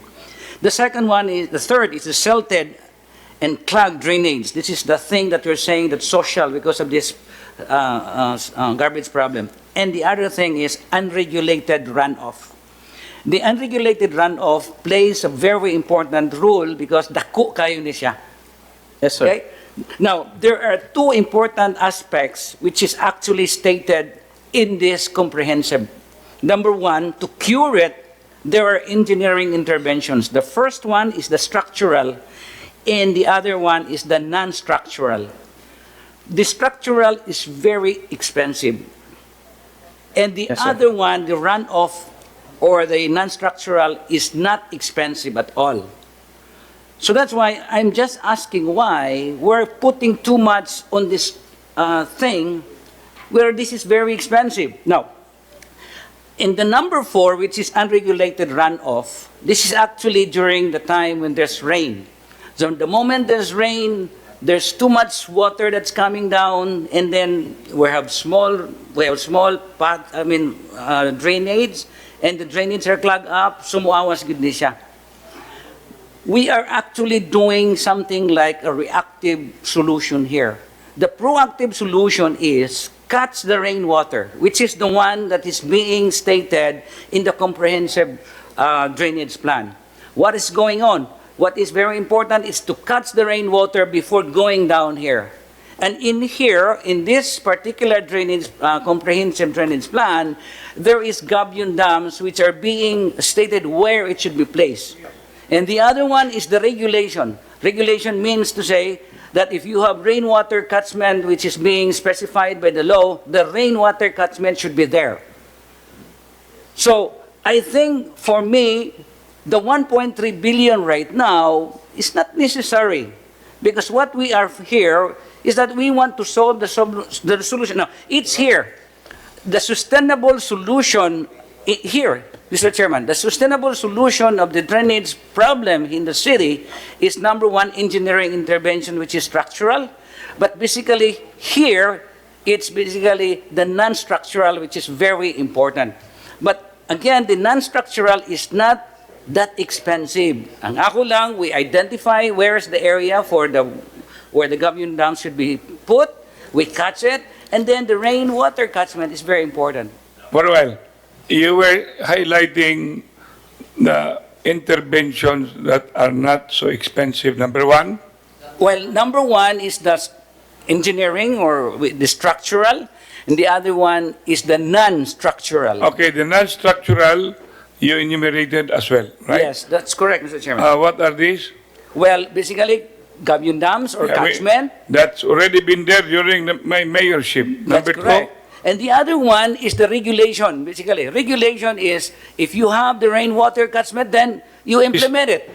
Cistern. And the problem is the city hall don't have any cistern. That's right. Next. We need to, well, these are So the in other two words- important things. Gentlemen, ladies, this is just a rehash on a non-implemented intervention. Because of, whatsoever. Now, anything you want to ask from the speaker? Because, as I've said earlier, kanina, lipay na ta sa DPWH, primerong presentation, balik-balik kung mag-yun niya, ganang tunnel diha nga, dili maging na maayo, sumato to ipa-reschedule. Ikaduha, kini karon member archibal, ikaw ba engineer, kami MA, murag engineer. Now, but, tananamo din mga veterano, isang kamot veterano, ang dili pa veterano din pag-ulan, kana si Resh. Kinsa pa, si Dondon. But all of you, including member Menya, but your father is already very much veteran. So you must be taught by your parent long time ago about public service. So klaro kayo na atong gusto mahitabo. Within this Sangguniang Panlungsod, gusto kita makatabang masolbar ning problema sa flooding. Di ba, Member Katsibal? Yeah, Mr. Chairman, I think the non-structural for me is very important because what you're trying to do here, if there's rain, flooding. But we have problems of water. We have problems of water which is salty water. If we can have these catchment things, Mr. Chairman, we actually minimize flooding and actually getting a lot of water which is going if down. a resolution will be in order, you will head the Sangguniang Panlungsod on having this whole thing implemented. Will you take the challenge? I mean. The Committee on Utilities, Mr. Chairman. Oh, I think. no, help him. No. Help him. Because that's the only way we can make things done. Mr. Chairman, I can probably, but I cannot promise I can deliver it because... But you can. You're an environmentalist. Yeah, but... Then join with Joel Garganera, who will soon become the chairman. Siya, rog dili musulbar ni. Okay? Yeah, Mr. Chairman, lisod ni kay kani-ganing atong kalunasan. Sige lang, napalit naman dong. Okay lang, at least, ang kalunasan na track, yes or no? Walay Ang track. next na itong problema na sir is, katong steep, Walay track, Mr. Chairman, oy. ha? Track, bago na, nasa atbang, daghang kayo. There is garbage. Mr. Ang kanang coaster? Coaster. Nanabay track? O pumabot? Member Rama? Ano, award na? Nabot ng track, wapa? So, kano sa mga mabot ng track? Member Ong? Ano eh?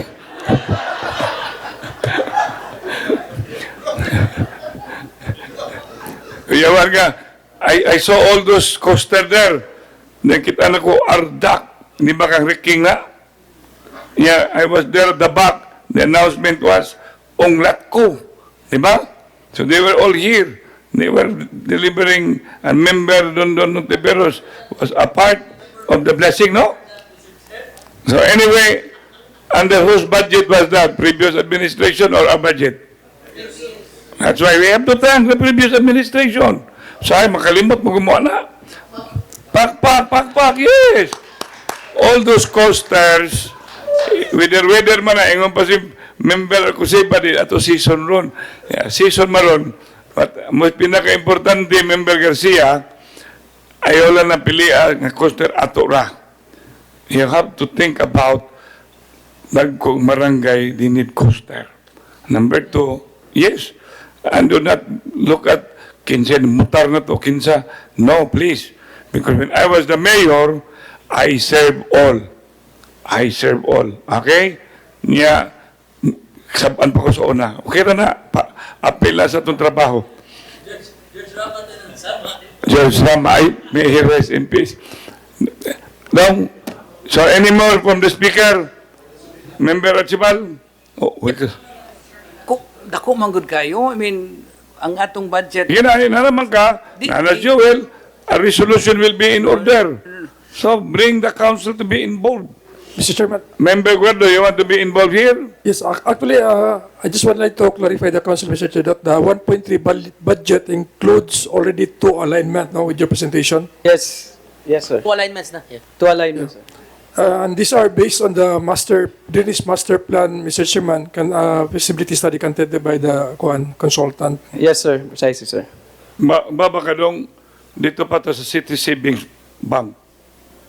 When we have all the barangay captain to be involved about the formulation of a drainage comprehensive master plan. Okay? Member Garganera. Well, para na ko, let us not look at the figure ba, 1.3 billion. Tinood, dako yung kay na siya, no? But when we talk about addressing the flood, I think that's worth, no? Gasto mo itag 700 million nga naghatag og flood, no? Ni gasto mo itag 700 million nga naghatag og flood. Why wa gunay say flood ang area ha? Ni gasto ta. Unya, not to mention, I hope the people in the south have no short memories ba. The 700 days or so nga they're suffering in agony diyan dapita. No, so this is, let us not look at the figure. Let us see what it can do to address the drainage, the flood problem. Kay, to me, mura naman ni siya, perpetual naman ni siya. If there's a light that it can address, then let's pursue it. But not this. Let us not also set aside katong mga katong gisite ni Councilor Archibald, non-structural.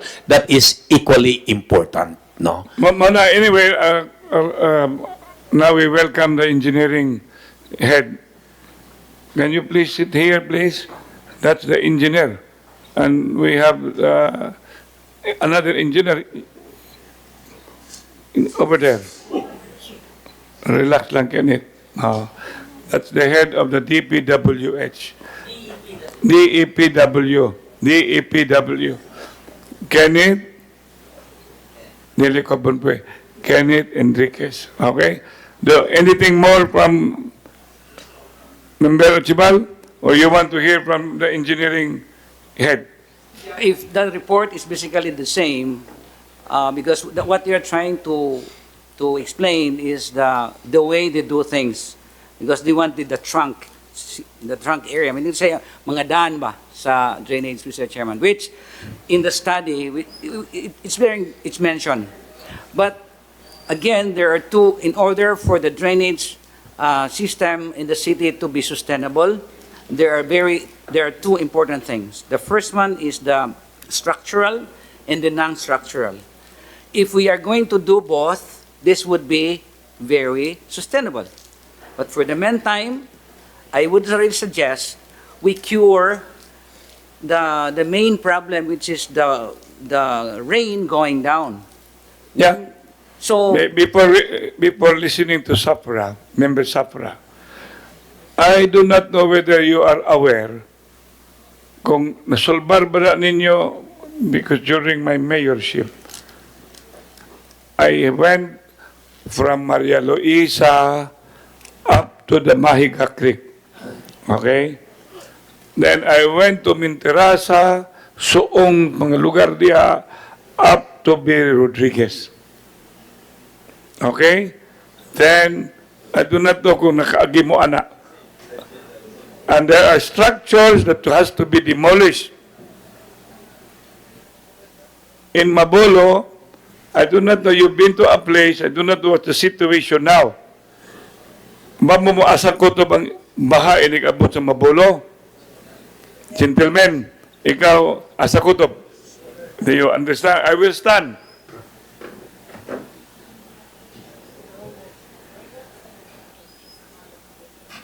That is the baha.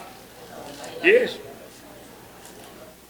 Muna inig, muna ka ng lugar diya. If you are noticing, grabe kang uwan asa padong tubig. Padong sa San Jose de la Montaña.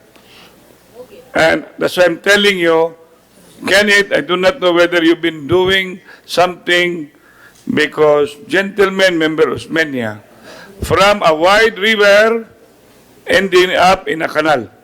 And that is in Mabulo. From a wide river ending in a canal. Aligri pa kayo na, ang kanal, kipataas. And you will be wondering, nga nahimong wide river or creek in a canal. So, I wish the engineer, Member Osmeña. Yes, Mr. Chair. Good afternoon. I'd just like to consideration naman, because I agree with Member Archival and Member Garganera. We should revisit our projects.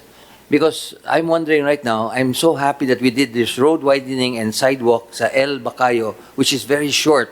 But even there's no rain, gabaha ang among area. Because you have constructed widening and sidewalks, but no drainage is applied. So we should revisit and look at those little small projects. If we cannot correct these little small projects, what more for the big ones? So we beg for your to intervene and look at the, like El Bacayo there's this, and I don't understand why we choose the people to cover and people not to cover with the sidewalk. Because I was complaining, how come this existing, owned by a Chinese, has to operate a sari-sari store using the sidewalk, and they did not cover his area and provided also cemented chairs. I go, wow, is this guy so powerful that even me, myself, I abide with the rule, no? But that's why I had it revisited, and I asked the assistance of Probe. Because this should not be, we should not tolerate. And they sell liquor when they don't have any permit. So I would like us to revisit the roads that we have, small ones, but you will see a pipe protruding. When you covered it, it's still leaking a lot of water. And even though there's no rain, what more kung may uwan baha na gid? So we seek for your guidance, sir. Yes, Thank sir. you. Anyway, can we have the city engineer? Because you are the one invited. And Member Tumulak, you have a suggestion about Pasag Pardo. Maybe they can do something about it.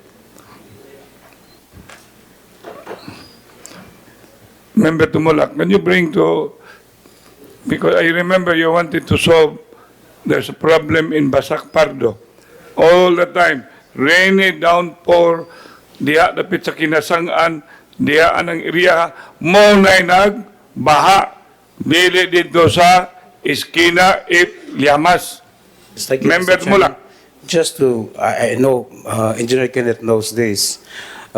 During heavy rains, even not heavy rains, Basak Pardo, considered as catch basin, no, catch basin, all runoff water coming from Kinasangan, Poblacion Pardo, Barangay Kiyot, Basak Pardo, will pass through Basak Pardo, which is Sitio, Kauswagan, Kabulakan, down to Kanipaan, Living Water, and Rizal Avenue, also known as Highway Tagunol.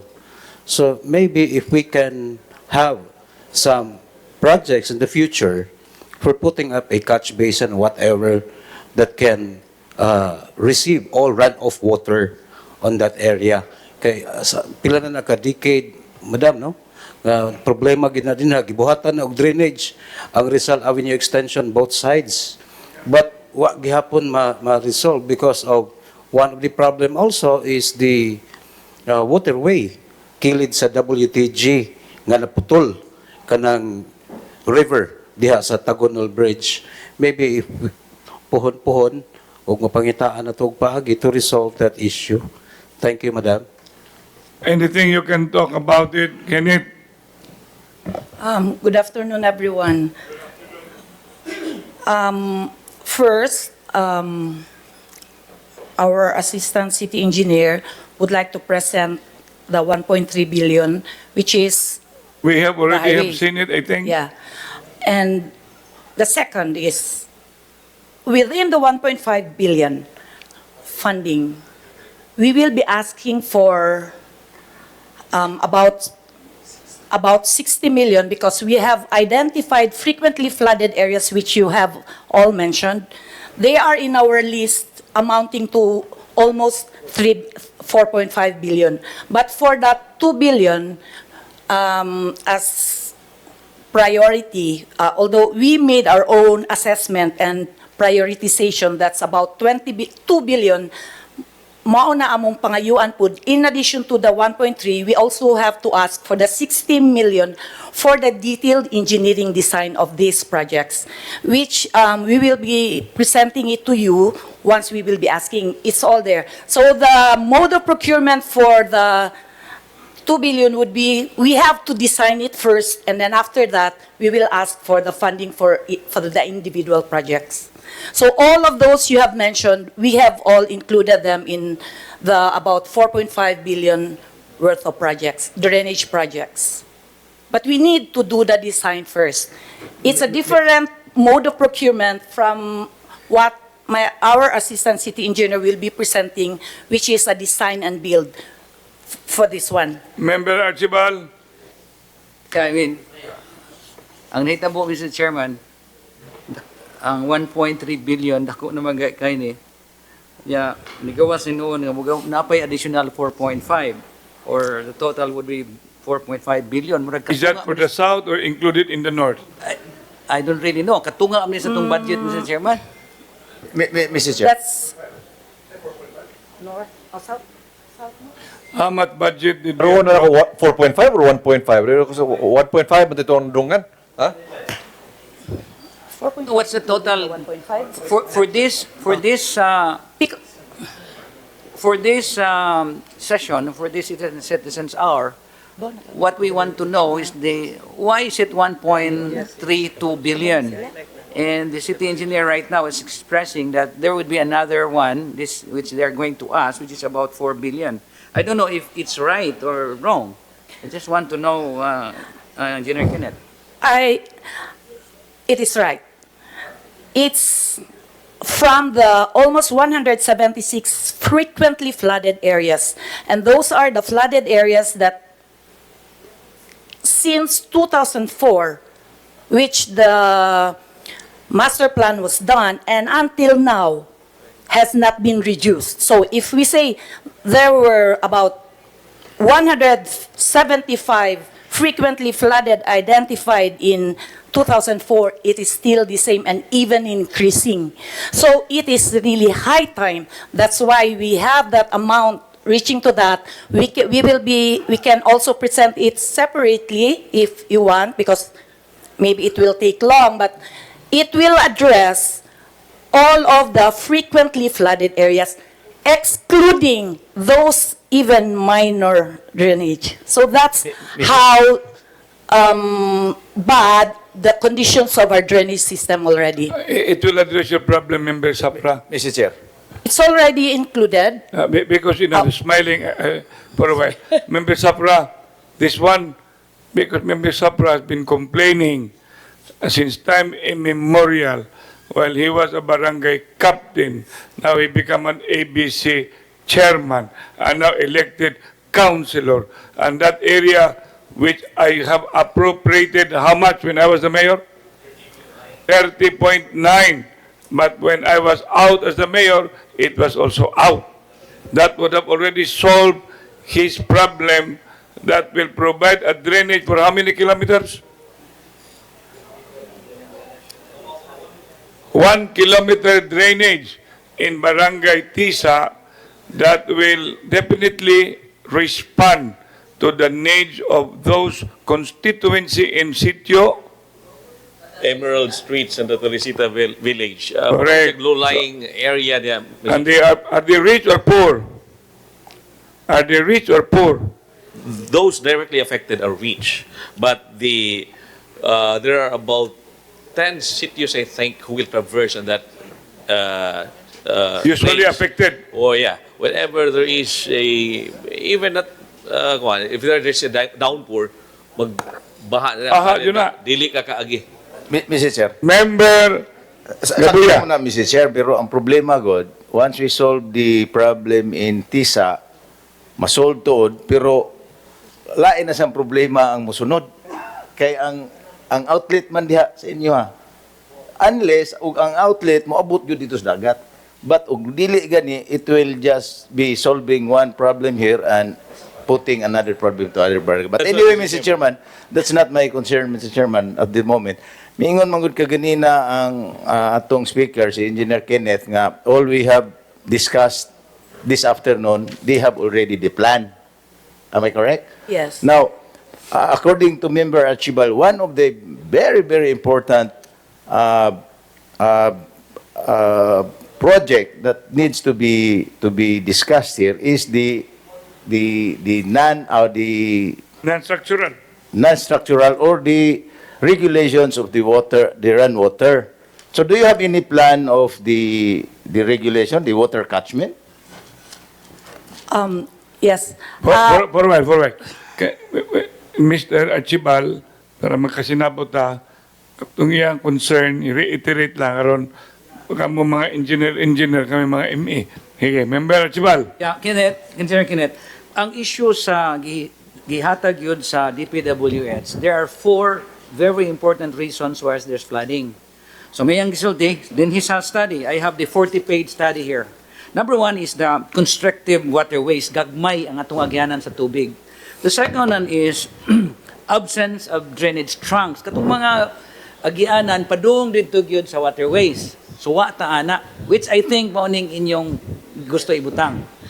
The third is the clog-up drainage. Ang clog-up drainage because di ba mga social problems na to ang atong mga tao magpataka lang labay, which plays a very important role mo clog up.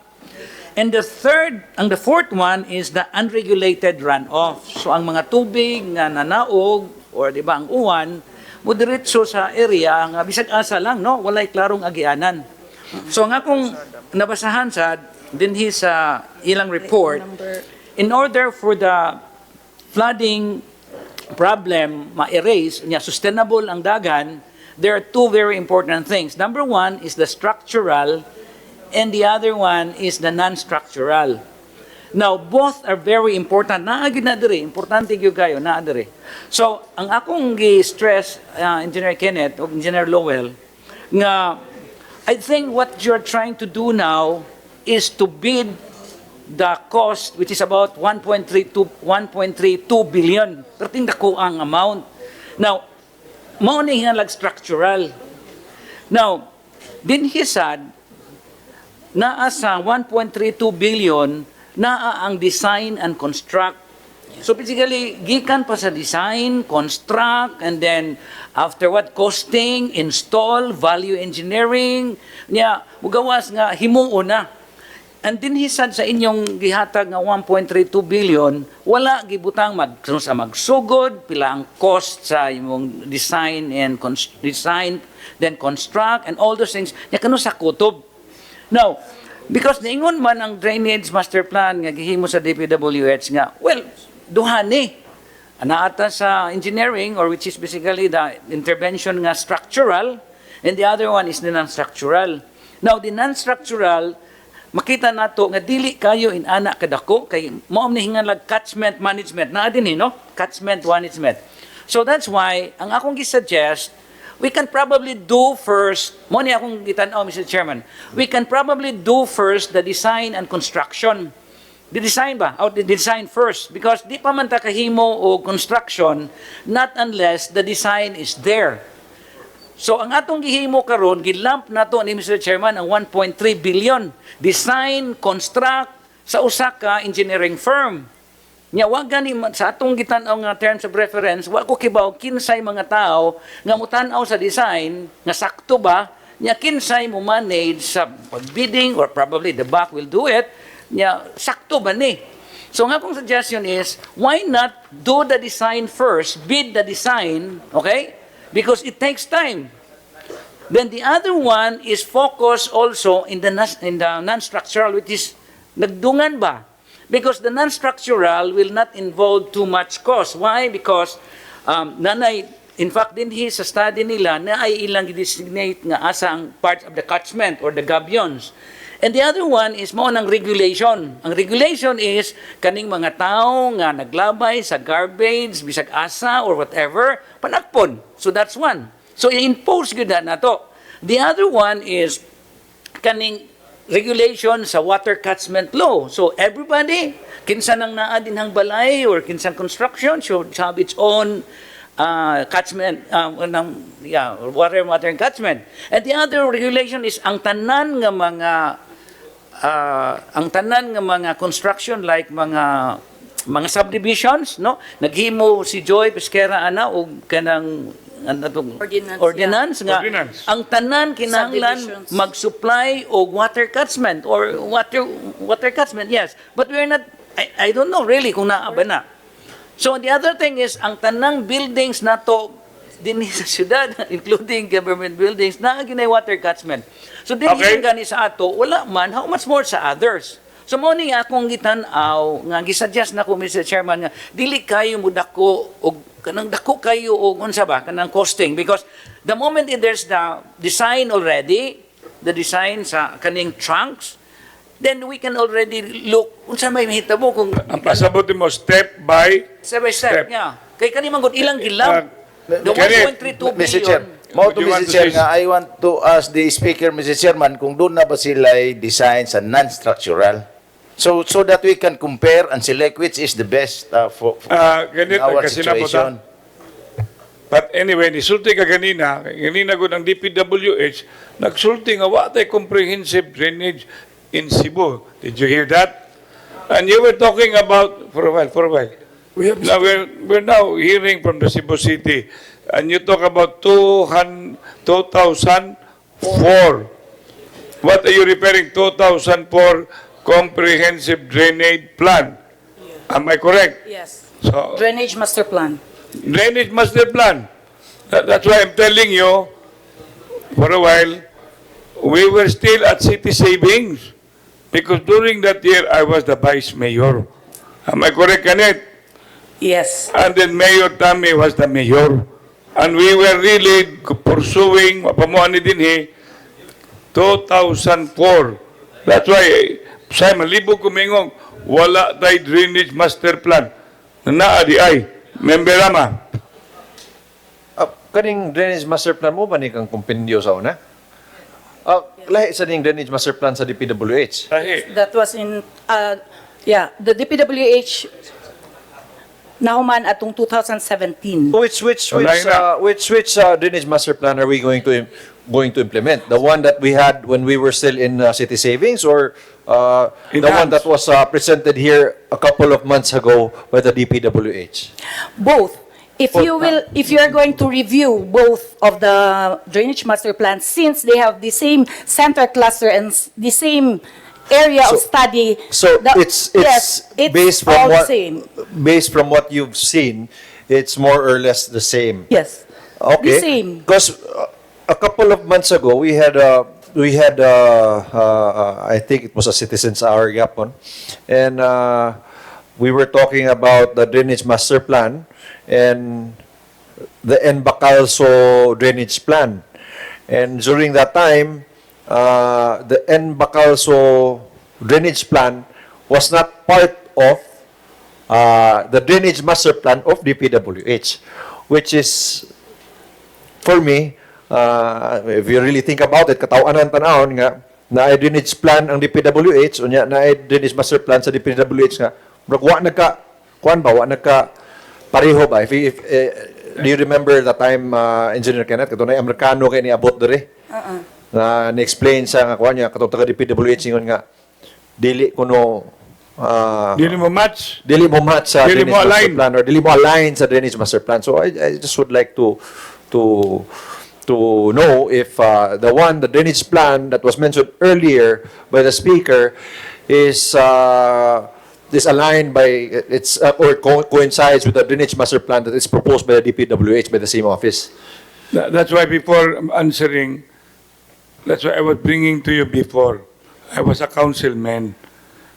Anay baha ilan ni Attorney Dikdikan. Guadalupe ni. Niya, nagbuhat og atual ni sa city government, nagbuhat og POWE, puwe, matay po nga.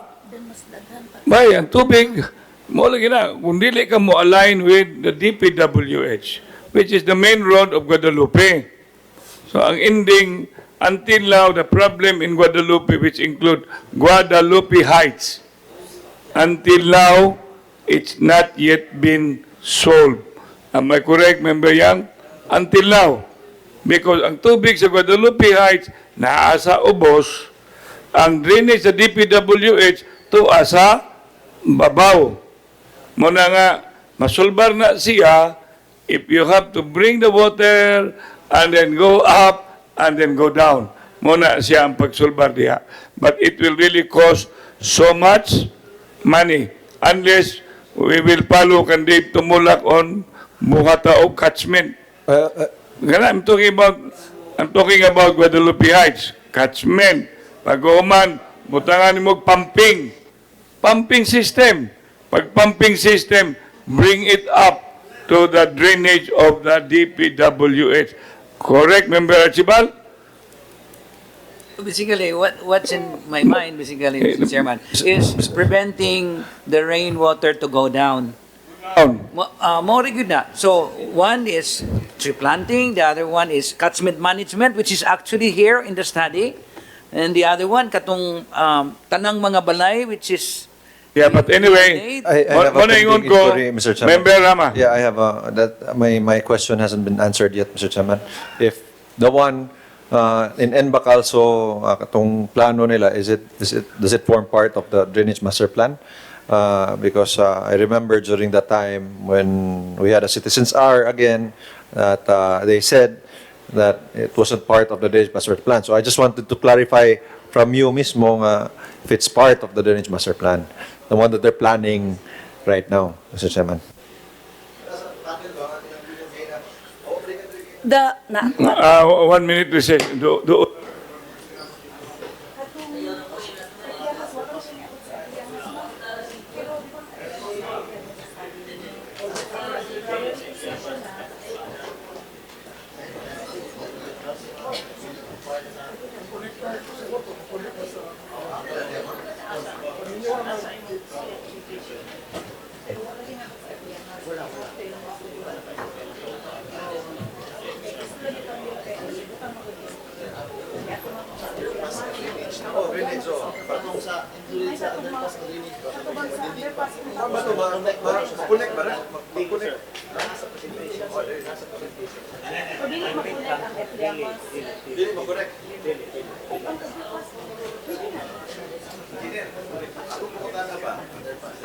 Engineer, ang pumunta na makahimo ba mo sa non-structural plan?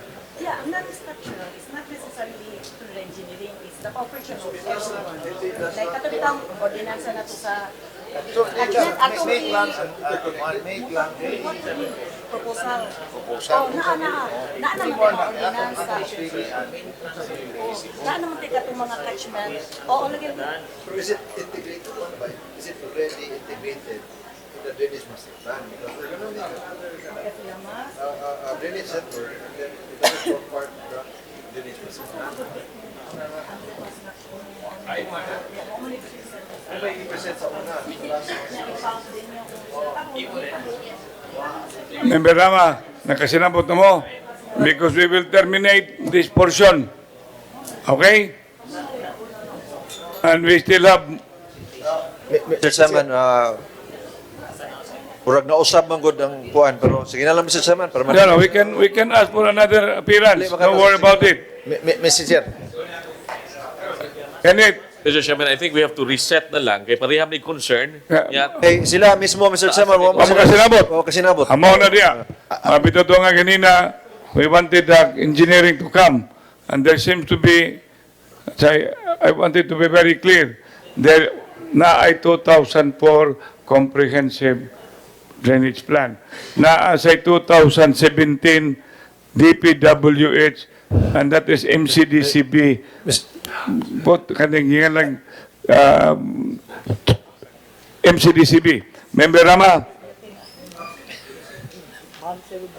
Mr. Chairman, klaro naman to ang I just wanted to be clarified regarding the statement of our previous speaker from a couple of months ago that when I spoke with Engineer Kenneth right now, murag na usab manggod ang plano adto sa Bacalso nga drainage.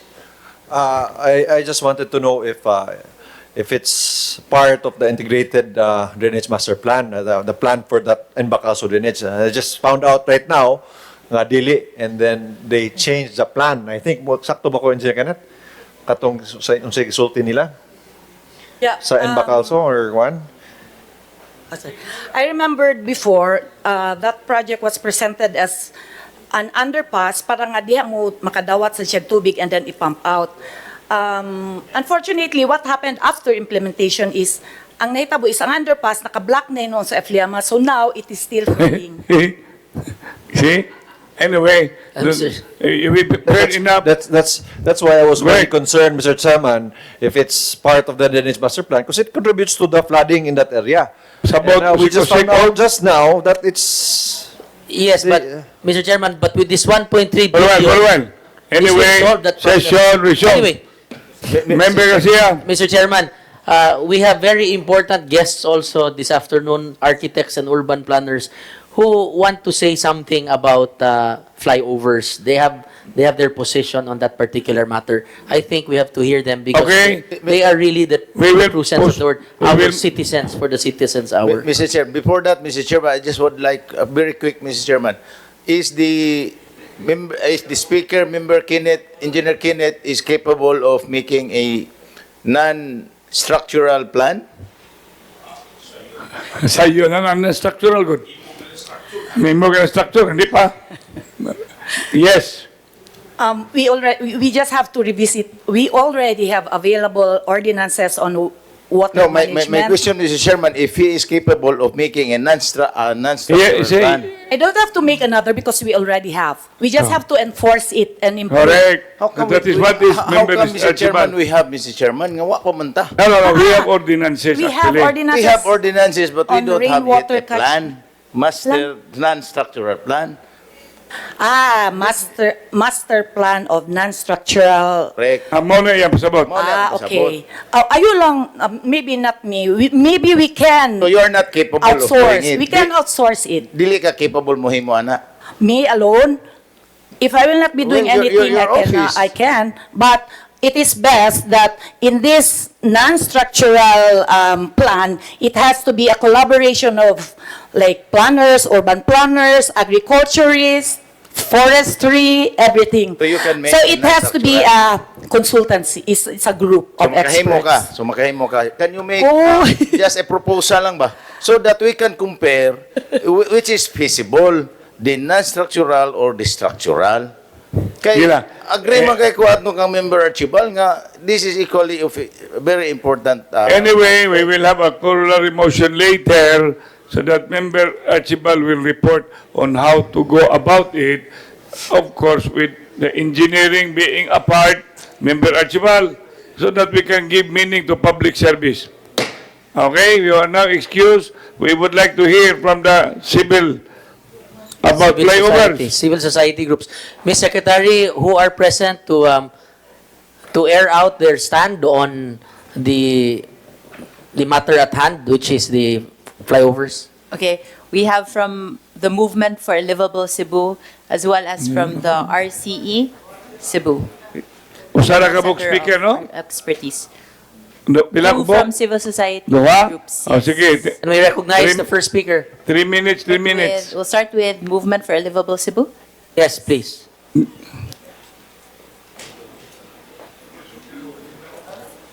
Sir, please state your name, sir. And office for the record. Thank you. Okay, I am architect and environmental planner Yumi Espina from one of the conveners of the Movement for Livable Cebu. Mr. Chair, the Honorable Vice Mayor Michael Rama, the honorable members of the City Council, my fellow advocates from the Movement for a Livable Cebu who are here, fellow Cebuanos, good afternoon to all of you. First of all, I'd like to thank Councilor Alvin Dizon for inviting us over here to present our cause.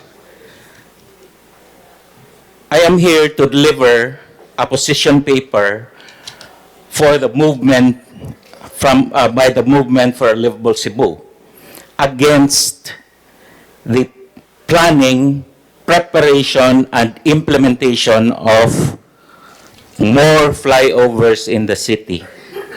We all know that Cebu is experiencing tremendous growth in the last few years and will be experiencing more of this type of growth in the coming years. Such growth has resulted to many urban issues such as flooding, landslides, garbage, sewage, and traffic. These urban issues will worsen if they remain unabated and unplanned as what it is happening now. Planning as a tool for development by local governments requires a systems perspective in addressing urban issues as it must have an overall view of the urban milieu. Recently, we have been made aware of moves to revive plans for flyovers and even skywalks all over the city of Cebu, and we've heard that from the DPWH presentation earlier. Once again, the movement is voicing out its opposition to these plans for the following stated reasons. First of all, let me be made clear that we have nothing against flyovers as long as it is properly located and designed for the purpose of improving urban mobility while minimizing disruption to people and the landscape.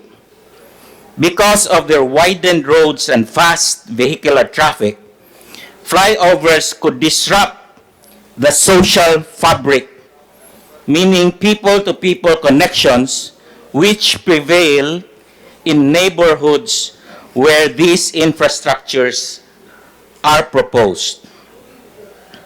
The wider the roads, the more difficult to cross, nor for people to interact.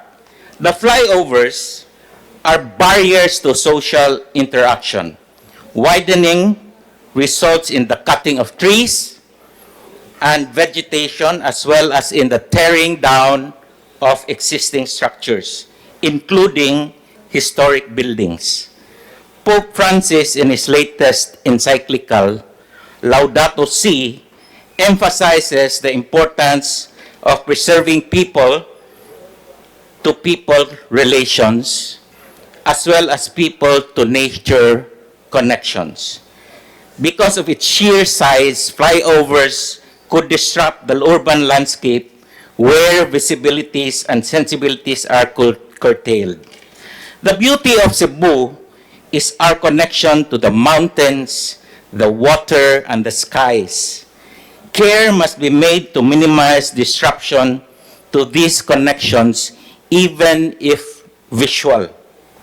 Second, flyovers and interchanges are more aptly located at the urban fringes or in highways outside the urban core. The role of flyovers and interchanges is to define entrances or exits from the urban fringes rather than compete for limited space in the urban core where people and neighborhoods converge. Fast-moving traffic on the highways in the urban fringes are brought into the city through these flyovers and interchanges where they transition into slower-moving traffic as they enter the urban core. Third, the increase in vehicular density in the city brought about by more flyovers will further compromise the air quality of Cebu and increase respiratory illness. This is clearly defined in RA 8749 or the Clean Air Act.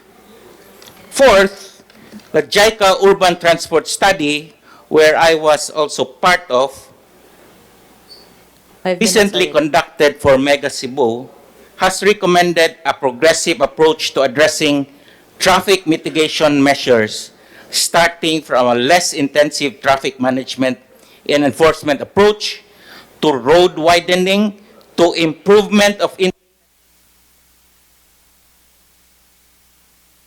systems before the more intrusive, expensive, and permanent interventions such as flyovers.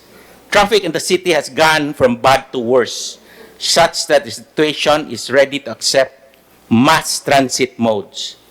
Recently, we see the introduction of buses, My Bus, Robinson's Bus, Ceres, and the new beeps, which are aimed at increasing vehicular capacities to reduce traffic. In fact, we see a noticeable easing up of traffic in the city, most probably due to the introduction of these transit modes. A more integrated solution toward mass transit, as proposed by the DOTR, through a package of solutions including the BRT, the monorail, and even water transport, may be more appropriate in addressing our problem today. A key strategy is the optimization of the existing road space by adding higher capacity vehicles instead of adding more vehicular lanes or flyovers for cars that will only beget more cars while ruining the urban landscape. Fifth are the intangibles, things which people cannot readily see but can feel. In planning, the term physical or environmental determinism states that the physical space or the environmental affects behavior in people. Cramped and covered spaces lead to depression, while dark, dingy, or dirty surroundings encourage criminality. One can only see the transformation of the Taft Avenue in Manila, which degraded from a gentrified to a dilapidated neighborhood caused by the introduction of the overhead MRT line. Sixth are the other intangible aspects brought about by the historicity of the city. Cebu is an old city steeped in a rich cultural heritage which must be protected. The balance between development and preservation must be maintained. One does not necessarily negate the other. Okay. Yet, many of the locations for these proposed flyovers traverse through heritage sites without regard for their historic importance, protected by RA 1006 or the National Heritage Culture Act. Cebu's genius loci, which refers to the quality of a place to evoke sensations and associated memories, must be preserved. There are other options we can take. Recent trends in planning refer to sustainable mobility options. Sustainable mobility means that mobility does not necessarily refer to transport modes, but also, and more importantly, to the pedestrian modes of mobility. While other countries are leaning towards pedestrianization through wider sidewalks, bike lanes, and parks, we here in Cebu are moving in the opposite direction by bringing in more cars into the city. We have to change mindsets, and I think we should think of other mobility options which are people-centric rather than car-centric. Finally, allow me to share a quote from Enrique Peñalosa, the mayor of Bogota, Colombia, as he said, "We cannot propose transport solutions until we know the kind of city we want and what kind of life we aspire for. A city is only a means to a way of life. Indeed, what we do today should reflect how we would want ourselves and our children to live in this beautiful city of Cebu. How do we envision our city to become? Which direction do we want to take as a community?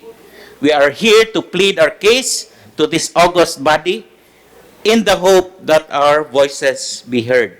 In behalf of the Movement for the Livable Cebu, thank you for this opportunity to share our concerns. Good afternoon to all of you.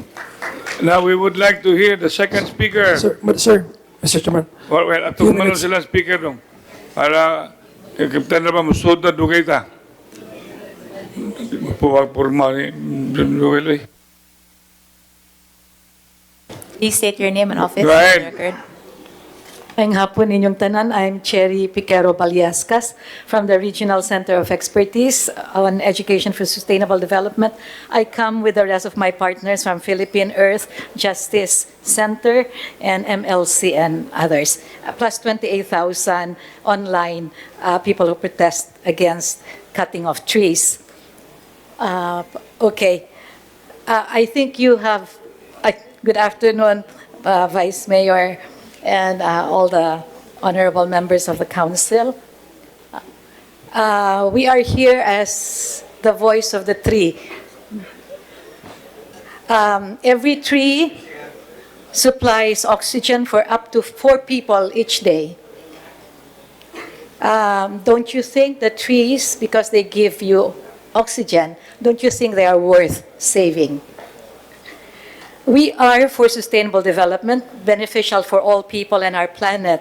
We recognize that we are in our present climate emergency. The planet is warming at an alarming rate. We are threatened. Our wildlife is threatened. We have rising sea levels, threatening even Cebu. And trees are our most powerful weapon in the fight against climate change. The benefits of trees ranging from carbon sequestration, they breathe in the carbon we exhale, and they give us oxygen to soil stability. Maybe the solution to your flood problem involves trees as well. And the biodiversity enhancement that they give are established facts. Trees offer us the solution to nearly every problem facing humanity today, from halting global temperature to defending against drug-resistant bacteria. And trees affect our lives, our cultures, and spirit in many other ways. Trees and forests, therefore, are good for health, especially mental health. If you try bathing in the forest, they fine-tune the health of the entire body. Tree aerosols act as anti-cancer shields, improve circulation, decrease high blood pressure. For all we know, the solution to see COVID virus may be in the trees. All of these are known. However, the Amazon is burning, so many wildlife fires are ongoing, global temperature is rising. We think we cannot stop climate change. However, every one of us can fight for and save the global forest, our planet, and ourselves. And the solution is not at all complicated. It is as simple as protecting the trees we have and planting our native trees each year for 6 years. Let us save our forests and our trees. The trees are telling us how to do that. All we need to do is listen. The trees of Cebu City are everyone's resources. The oxygen the trees produce, crucial for all, not only in Cebu City. Therefore, if trees are our crucial, simple, inexpensive, accessible solution to climate emergency, why are trees always sacrificed for road widening? Or why are trees sacrificed for the construction of infrastructure projects? Why cannot road widening and other infrastructure projects incorporate trees or the environment in its design? Why do trees have to fit DPWH template? So expensive. But trees are inexpensive, give us life. Can roads give us life? We beg the present council to please rethink. We can enter into a collaborative partnership for sustainable projects beneficial for people, our beautiful island home, and our planet. Can we not move forward together, united, in creating our peaceful, prosperous society and planet for our people? Just as we campaigned in the city of Naga, can we not start today through this council to approve a tree-cutting moratorium from 2020 to 2030 as Cebu City's commitment to help solve climate emergency? You can have your roads, you can have other infrastructures, but never at the expense of trees. Remember, only God made the trees. Are we better than God? Is the PWH, DNR, wiser than God? Can we not, as a council, require DPWH and DNR to conform with God's plan? Why must we destroy God's creation? And this is the season of Lent. So can we not propose also that CSO representatives selected by the CSOs be officially included in the planning, deliberation, approval, implementation, and monitoring phases of major infrastructure projects for the province of Cebu? We are all committed with you in collectively creating a better, sustainable, livable Cebu for all people and nature. But don't flood Cebu. Why do we flood Cebu? Because there are no more trees. And that's a simple solution. Let's plant trees now. We stop global warming. We're alive by 2030. Thank you very much. Thank you. Okay, Member Guardo. Mr. Chairman, I would just like to ask a few questions from the President Speaker, Mr. Chairman. Who would you want to ask a question? Architect. Go ahead. Architect Espina. Architect, you mentioned in your report that Cebu's traffic is getting worse. You agree? Yes, well, everybody can see the traffic that is. But I mentioned earlier that the beeps and those buses have actually minimized the traffic. Forward. Those who would like to take a snack, you can go ahead while we will just entertain this portion and I will declare a recess. Okay? Go ahead. Sir, what's your suggestion, sir, in order for us to address the worsening traffic that we experience now in Cebu City? I think the plan of DOTR is a more relevant and responsive solution to our problem now. The intermodal, integrated intermodal transport system, which is a package of solutions. The monorail is one, which I think is very apt for Cebu because it is narrow it's only one post at the middle of the street, and you can make a monorail. There are plans for that. Actually, I am a member of the Regional Land Use Committee, and we know that there are plans for this monorail, an overhead, what do you call this, a line to the airport, and then this other transport modes like water transportation. So you're not opposed to the monorail project, sir? Excuse me? You're not opposed to the monorail project? No, I'm not opposed. In fact, it is better than doing flyovers, because flyovers, as I mentioned earlier, disrupts the urban core. So we can have flyovers outside the urban fringe. Like, for example, the coastal road, there are interchanges and flyovers there. We are not against that because it does not cross communities. It's when these flyovers cross communities when there is a disruption. So anyway, Sir, do you also agree, sir, that the widening is one of the solutions that can help address this traffic problem that we now experience? Only if widening is used to widen sidewalks and install, preserve the trees, I think that can work, because we should go into the sustainable mobility options, which is pedestrianization. People should walk instead of riding, then we will see the traffic will lessen if people walk. Imagine walking from Capitol here to Colon. I can do that in 15 to 20 minutes. It's very near.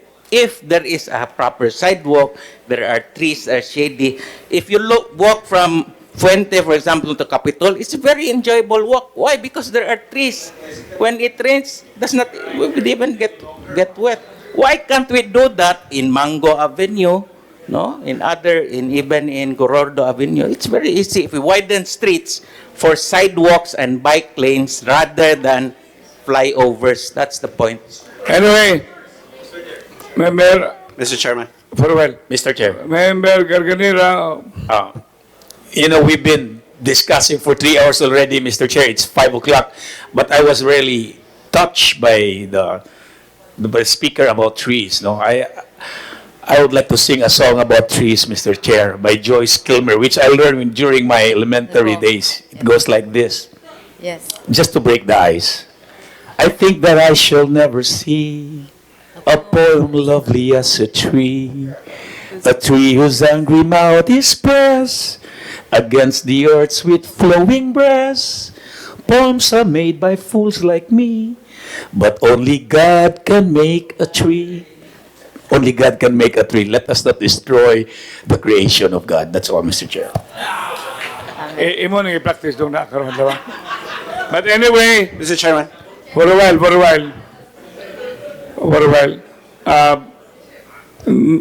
let's all look at the whole thing. The word is balancing. So I wish everybody should be accordingly being guided. That's why we have an audience with Secretary Mark Villar, Member Garganera, and Member Hontiveros. We would have wanted Member Guardo, but he was nowhere there when we wanted him to be there. And that was an opportunity to bring everything to him. And I was very clear to tell him, this is a heritage city. Let's not destroy our culture, our, let's say, historical site, and let's preserve heritage. We have been very clear against flyover in telling him. We've been very clear that if monorail should be done, should be at the coastal. And if there's going to be an LRT from south to north, bring it to the mountain, like what the Japanese has been doing, so that it will not in any way disturb our light, our property, and our liberty. Because I've always been telling, even former President Noynoy Aquino, that he was very lucky that when he came in as president, LRT did not go to Malacanang. I was a student in San Beda, The whole recto was so beautiful. The whole Ligarda was so beautiful. Even including Top Avenue was beautiful. Including EDSA, what beautiful. But when all of this been put in the horizontal, vertical, then it destroy. I'm telling you what God has been providing us, and that is the light. And what God has been providing us, and that is privacy. And that's the reason why I wish all of us here today needless to sing, but let's just go back. Go back. I've been telling them long before. What can be restored? Restored. What cannot be restored? Approximately replaced. That is what I've been telling all the time. And earlier, I was discussing to them a simple cycle of life, and nobody can remember. And that is photosynthesis. I do not know why no one can remember. That has been taught in elementary and then carried in high school. If all of us will remember yesterday's lesson, then we would have really preserved trees. But remember, Mr. Spina, trees are not even encouraged in or plants in our room. Why? Because it will compete the so-called oxygen and carbon dioxide. Because trees are supposed to be outside, not inside the house. Because of that scientific, what we call matter that we ought to do. Now, if you have trees or plants in your room, better be careful. It will compete your wanting to have what gas? Oxygen. Okay? So, ladies and gentlemen, I think we have heard. Mr. Chairman. Member Dison. Thank you, Mr. Chairman. With your indulgence, Mr. Chairman, I would like to manifest something, Mr. Chairman. Earlier, for the last 2.5 hours, we listened sa mga inputs sa atong mga officials from the national government and local government kung saan pag-address nato aning urban, mga various urban issues like flooding, traffic management. But listening to the 10-minute presentation of Architect Espina and Professor Cherry Vallescas, mas daghan ko og mga valuable inputs nga nakuha. Compared na atong duha ka oras nga input sa atong mga government officials. Just for the record, Architect Espina, can't we incorporate nature and tree preservation in all our road designs? Yes, of course. That's what we see in other countries. You can see wide sidewalk with trees. In Singapore, you can see that. And then, why can't we do that here in Cebu? In fact, if they are widening our roads, then preserve the trees, widen the sidewalks, make bike lanes, instead of preparing it for a flyover. That is a suggestion. It's very doable. So in short, Architect Espina and Professor Vallescas, our project designers from government should incorporate or should exhaust all means to avoid negative impact on our environment in all these infrastructure projects. Yes, yes. I think I even in Singapore, I know that they have a department in their the PWH agency. They have a department for landscape. I wonder if we have it for our DPWH. That has to be, introduced here in our country. Thank you, Architect Espina. Mr. Chairman. Member Garcia. Mr. Chairman, I think that we have exhausted already a lot of time for this, and we have not even touched on our main agenda. That being said, Mr. Chairman, I would like to thank all our speakers who have came here this afternoon. DPWH, of course, from civil society, Architect Espina and company. Also from CCNRO, who's here also. From our engineering office, and all of you who really took time and effort to come and to give your valuable insights and inputs to the council. We really appreciate all of them, and we will definitely incorporate them in our future legislation. So once again, thank you very much to all of you. Thank you. Thank you very With that, Mr. Chairman, I move to terminate the public hearing for this afternoon. So move, Mr. Chairman.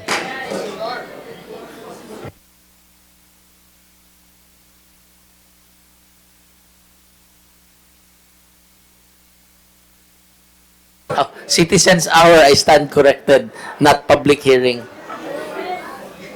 Please put it on the record.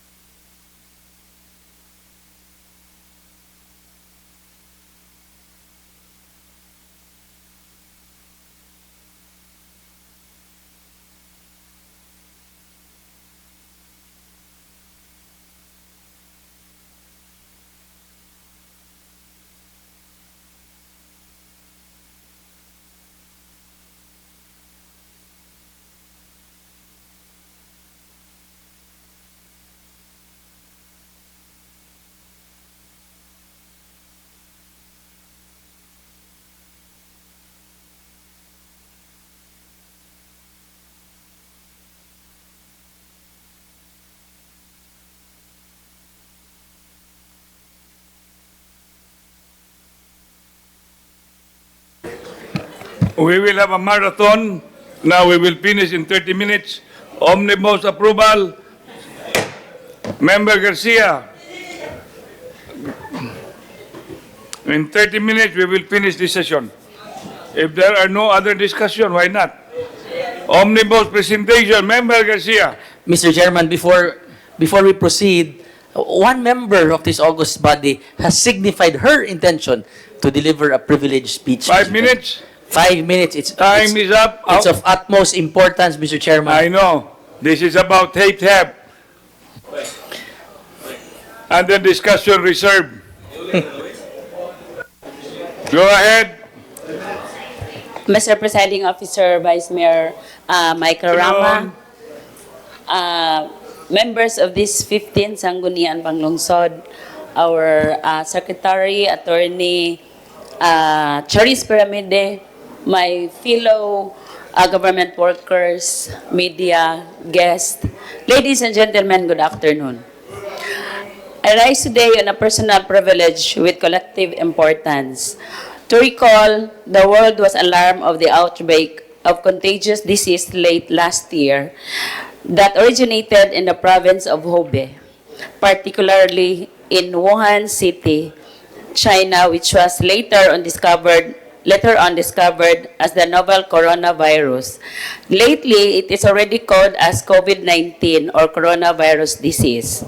As of today, March 4, 2020, the disease already spreads to 80 countries, including the Philippines, and one international conveyance with 93,160 confirmed cases, of which 3,203 recorded deaths, 50,969 recovered patients, and 38,903 currently infected patients.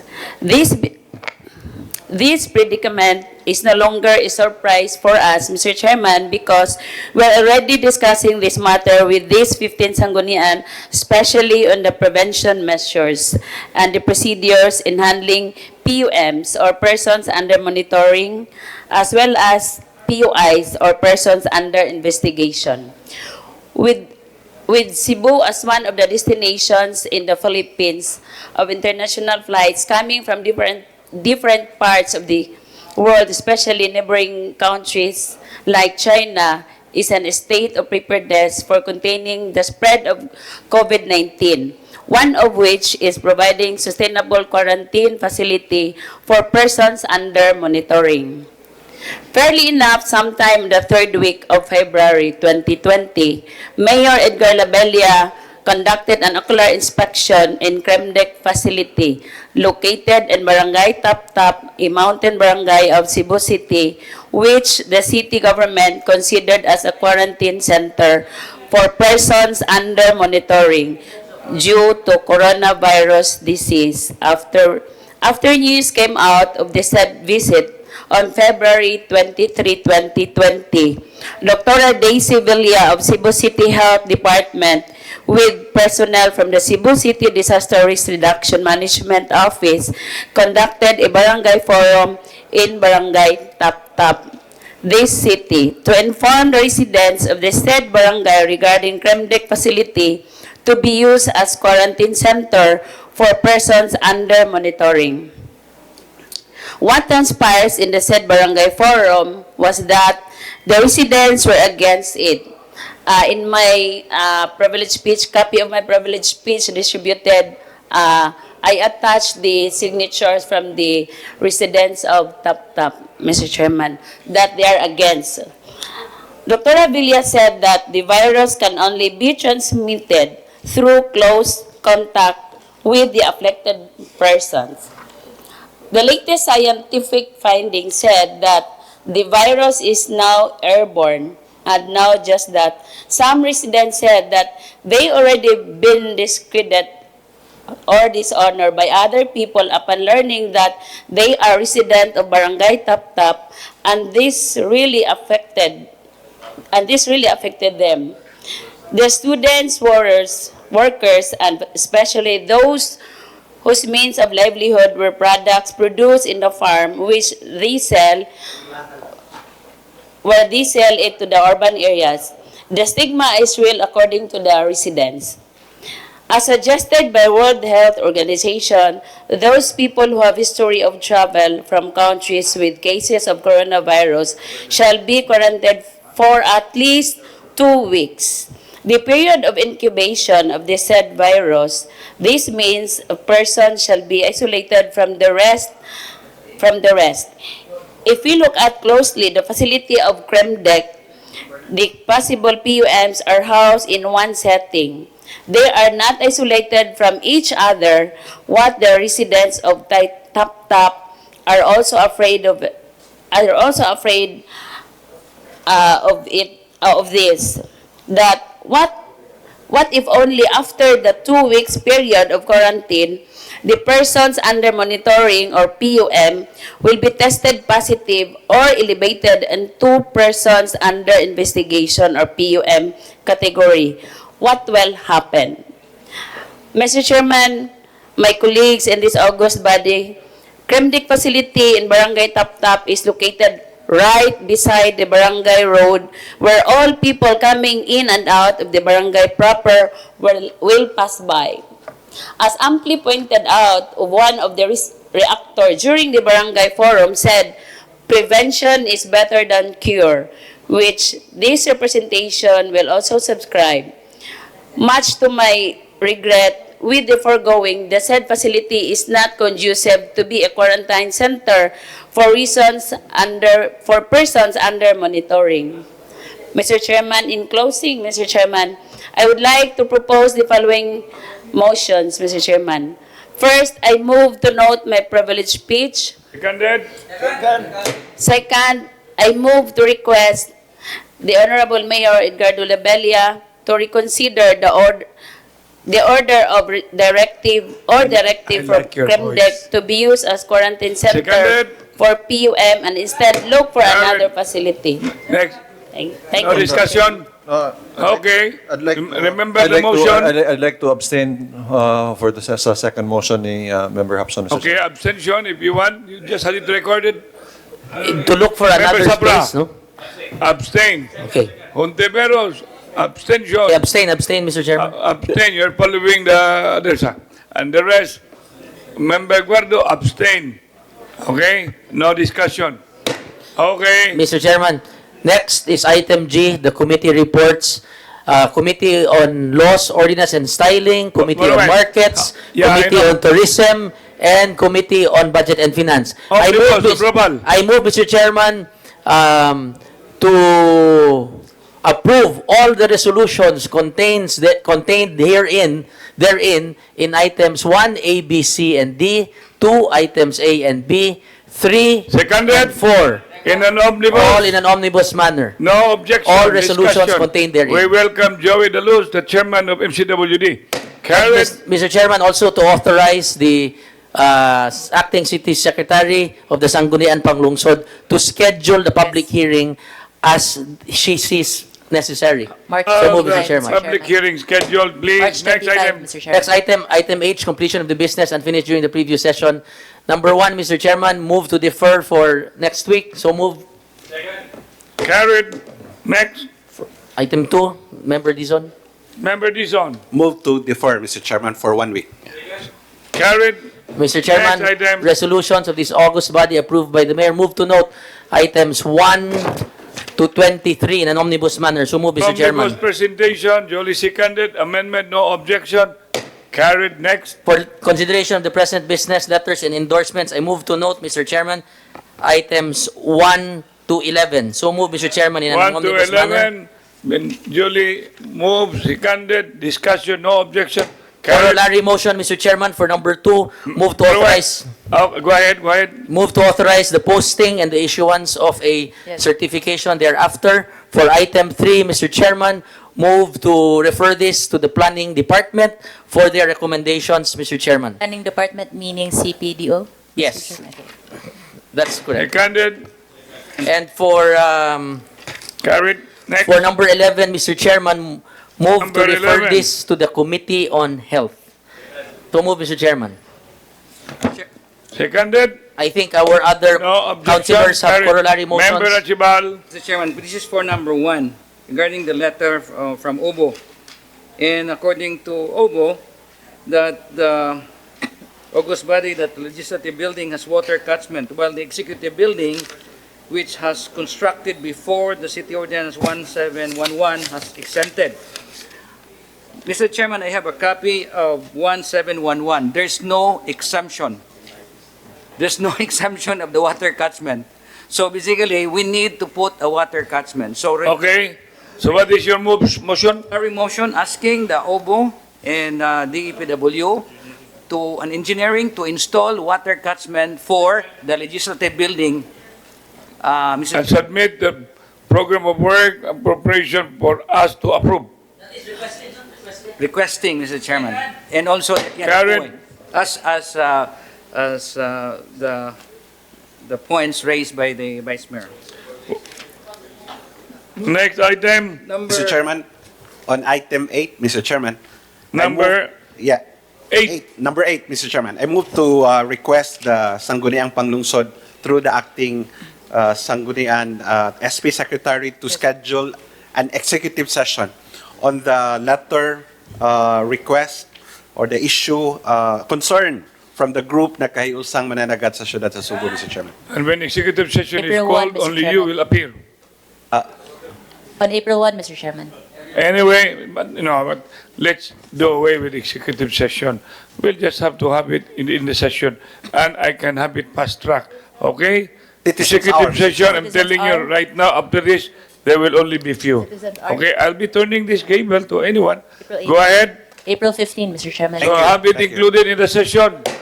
Okay, next. Mr. Chair, on item... Go ahead, and Archibald. Mr. Chairman, for item number 7. Number 7. That's number 7, okay. Move to request CTO to check or to look into the validity of the application of bugs, assassin, and pest control, and give us the recommendation. You're talking about item B? Item 7A, Mr. Chairman. A? Yeah, and then move to request si Sendro, City Health, So double. yeah, to check, yeah, because this is more or less life and death, Mr. Chairman, to check. In one motion. Yeah, this is the Seconded? So have that styled and Give us the report. Member Garcia to take a look. Mr. Chair, Go ahead, Member on Kabuya. item 19A, Mr. Chair, 9A, Mr. Chairman. 9A. The letter from the, or resolution coming from the Punong Barangay o Barangay Labangon, Mr. Chairman. They are asking for this council for intervention for the continuation of their project, Mr. Chairman. So I'm asking Have the it presiding... continued. So I will just refer it to your office, Mr. Chairman, because... My office? Yeah, because he's asking for our intervention. Okay, you refer it to my office. Okay, move to refer this to the office of the So, Vice Mayor, Mr. Chairman. do not object if my decision is pursue. Go ahead. I offer it to my office. Go ahead. Don't worry, we will take it up. To move, Mr. Chairman. Carry next. Just follow it up from my office, Member Gabuya. Next item. Number 10. Mr. Chairman, Go ahead. next is the proposed resolutions and ordinances sponsored by the following city councilors. The proposed resolution and ordinance of Member Nestor Archibald. Member Archibald.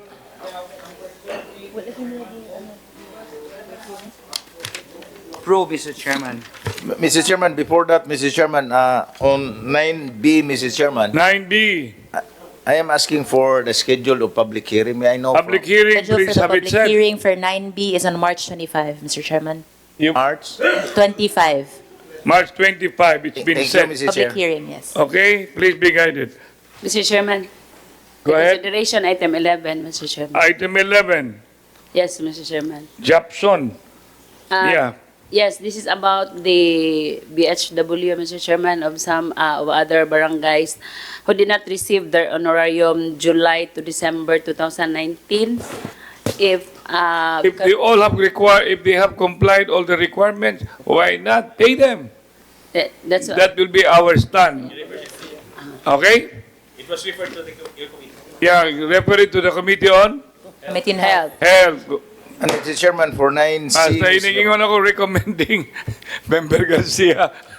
Ninduting natin committee na. for 9C, Mr. Chairman, 9C. refer this to the Committee on Laws and to City Legal Office, Mr. Chairman. Laws being referred. Seconded.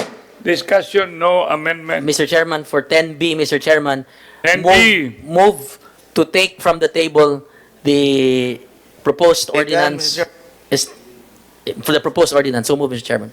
Moving, then what is the, then we will have it scheduled It will be agended In the in next the next Okay, meeting. okay. And then it will Agenda. take time to discuss this. Next item. Number 12, Mr. Chairman. 12B. 12B, Mr. Chairman. An ordinance 12B. relating for the mandatory color coding of all utility lines in the city of Cebu. Referral to Committee on Laws and Utilities. So move, Mr. Chairman. Carried. Next item. Number 13, proposed resolutions of Member Alvin Dizon. Moving for the Dizon, omnibus approval, strongly, Mr. sincerely Chairman. requesting. All the Omnibus. items under number 13. Now you can go ABC, motion to approve, because it's only urging, sincerely, requesting, and dearly, or whatever. Sige, go ahead. Again, Mr. Chairman, moving for the omnibus approval. Seconded. May I ask Carried. for the Next schedule item. of the Citizens Hour, Madam Secretary, on Citizens- item 13C. Go ahead. Okay, I'll go to your office and Yeah, place it in the Thank you. citizens' hour. Next item. number 14. Member Gabuya. Yeah, for item A and B, Mr. Chairman, omnibus referral to the Committee on Laws, Mr. Chairman. No objection, no amendment, carried. 15. Number Mr. 15. Mr. Chairman. Go ahead. Yeah, move to approve items A, B, C, D, E, F, G, J, K, L, As and M. move in an So move in an omnibus manner, Mr. seconded. Chairman. No discussion, no objection, Mr. carried. Chairman, is Member Archibald, what item? this included, Councilor Raymond, charging one? the 4 million? What item? L? Letter M. L. L, Yes, L, that's L. correct. That's 4 million, charging 4 million for the third-day job order employees. What is this for? Member, can we? This is a job order, Mr. Chairman, coming from the office of the DWOOP because they regularly conduct tagging kanang mga sunugan, ilan ang itag, kanang mga mga balay, ilan ang ipang tag. Sinibi matagabok na rin dong. Napil ko di sinibi. Niya 30 ni. Why don't we share it? Mr. So that Chairman. we don't have to be arguing it. Yeah. Am I correct? That's correct. But Tingog mo, are you in favor sharing? Ano bang ingalag? Kan sharing dong, na ay 1/3 niya, 2/3, asa man ta, 1/3, 2/3. You know, it's all about us deciding actually. Yes, Mr. Chairman. Okay? No problem, Mr. Chairman. Aside I will from that, inform the Chairman, DWOOP. Okay? aside from Member Archibald. which is very okay, ang ako lang, murag, maguriguryo rin hapon ni Mr. Chairman, eh. Wag ito yung mahimuan, eh. But, No. As I said, layo pa kay 2022 dong. Let's enjoy our company. Okay? Let's be happy. We don't live forever. request lang ko Member Mr. Chairman. Request lang ko ni kay 1 year, taas ra gyud kay ni. Correct. Ang request lang ko kana explanation, citizens hour lang mubo. Masarap. Citizens hour nga mubo. Citizens hour nga mo po. Chairman. Kani? Ayan dong. Mr. Chairman, can we just Importante, please. Member Garcia Yes, sir, Miss, I will handles talk to the the purse. But his being in charge of the purse depend upon our approval too. But he will take care of us. Member Garcia, please. We are 19 and this is 30. Pasabot na. Tagsa-tagsa tiga ato usa. Mr. Chair. Karo, lipay na Mr. Chair. ta. Normally, Member Mr. Chair, when Member Gabuya. when you are in the mayor before, normally, ihatag man ang mga names sa tanan. I agree. Ang mga ngalan. So, karon ipanghatag inyong mga name dito ni Member Garcia. Haron na may usa. Okay? But the problem, Mr. Chairman, in the attachment, nanatanan. Uy, karuha na, oy. Kasi proposal pa na siya, Mr. Proposal Chairman. pa na, oy. Oh, we can- Karuha. Mr. Chairman, Well, ang approval ni Mr. there are Chairman 20 is, Object. well, na naman attachment. There- Member there- Wish. there are 28 names naman, Mr. Chairman. So, laking nalagduwa. Ade- So, that's yours na ang duha. No. I can give mine to you. But, Member Garcia, the names right now should not be a thing that... Kaya murag, kinahanglan na mutan-awa na. Yes, Mr. Chairman. Okay? I will talk to DOP, Mr. Chairman. And then I will Okay, ask them. please have that guided as a guide for all of us. 2022 member, all my members in this Sangguniang Panlungsod. Joey Dalos, I do not be sleeping because Joey Dalos is the political, Mr. Chairman. and then I do not know who is the political genius. Mr. Okay? Chairman, for item H and I Mr. move to Member, refer this. for a while. Member Dizon, Excuse me, Mr. Chairman. Mr. Archibald, Mr. Chairman, regarding sa L, it's not really the number of our share in the number of people nga na ako'y usa, na ako'y doon. Correct, that's right. It's about the 4 million because you know for every year we have already the tagging. In fact, we have an official NHA tagging kay request man ni sa NHA. So that's why kaning 4 million dako na kay ni sa tuig. Mr. Chairman. Mr. Chairman, dili raman ni sa kanang mga existing 93-1, tagging nis na nga sunugan, pila ka buok magsunog in 1 month. Anyway. Kani sila munis na mo adto dito, mo mang-interview, mangutana. Dili ni tagging nga 93-1, magsigig balik-balik, dili. And we are just, kano sa dito mag-tagging, iniguman na sunog? Or kanang naanatay, mga tao nga standby nga mutag. we will listen This is to for Member Rama. mga nasunugan, Mr. Chairman. Kay Social Services, Member Rama. Yes, Mr. Chairman, I do agree with Member Garcia, Mr. Chairman. I remember even before, during the previous Sanggunian, this account, I think, ballooned to several millions, Mr. Chairman. Do not worry. If It's only for you this talk year. about 28, Next year, we will 28 question individuals, this. kamay ra Member kaya, Mr. Chairman, Hapson. kumpara sa kaniadto. As stated by Member Garcia, Mr. Chairman, the tagging for the fire victims, that's the work from DSWS, the social work of DSWS, Mr. Chairman, not the DOP. It's the DSWS sa kadtong nasunugan. But as to mga lots siguro na sa DOP. So lahi po na siya nga tagging. So kung hisgot ta og fire victims, mga social work sa DSWS mao na ilang trabaho, Mr. Chairman. Mr. Chairman. Member Resh. Mr. Chairman, just a clarification. Kami kaduga, nili ako ha. Mr. Chairman, just a clarification regarding the attachment, Mr. Chairman. On page 7, Mr. Chairman, there's no approval of the mayor, Mr. Chairman. Just a clarification on Item? And same item, Mr. Chairman. No approval of the mayor, Member Garcia? On the page 7, Mr. Chairman. Just a clarification on the attachments, Mr. Chairman. Pwede ba i-differ sa nato ni? Mo department? Naawan, Mr. Chairman. Well, Nas pinakaubos, Mr. Chair, na-request ko ano? Na-request Ana ako no na. Mr. Chairman, Manpower request ang stated by Member Resh, Mr. Chairman. The manpower request, there's no signature from the mayor, the city accountant, and the city treasurer, Mr. Chairman. Oh, sige, have that secured. Mr. Chairman, it will be... Member Archibald. Mr. Chairman, dili man ta question sa requirement kay mag-secure man na gyud sila kay secure man gyud na. Pero ang akong point is this, the 4 million is too big because if you are going to have the tagging for the people who are actually nasunog, fire victims, number one, ginanaman ay sa DS. Pero kung tagging, di ka mo sa tuig, oy. Maluoy taon sa siyudad ta. Dako kayo na 4 million, oy. Member Rama. Mr. Chairman, dili naman sa nasunugan, Mr. Chairman. Susuoy ko man ni Mr. Chairman. Social echo. Tanaw pila house by, pila ka kwasa. Nama diya, Mr. Chairman, if I will... Ang coverage ani nila, Mr. Chairman, is dako kay Mr. Chairman. If you think about it, it's only 28 individuals. And like I said, if you would compare it to the socio-eco GOs during the past administration, Mr. Chairman, layo ra kini nga number, Mr. Chairman. 28. Mr. Chairman, there is...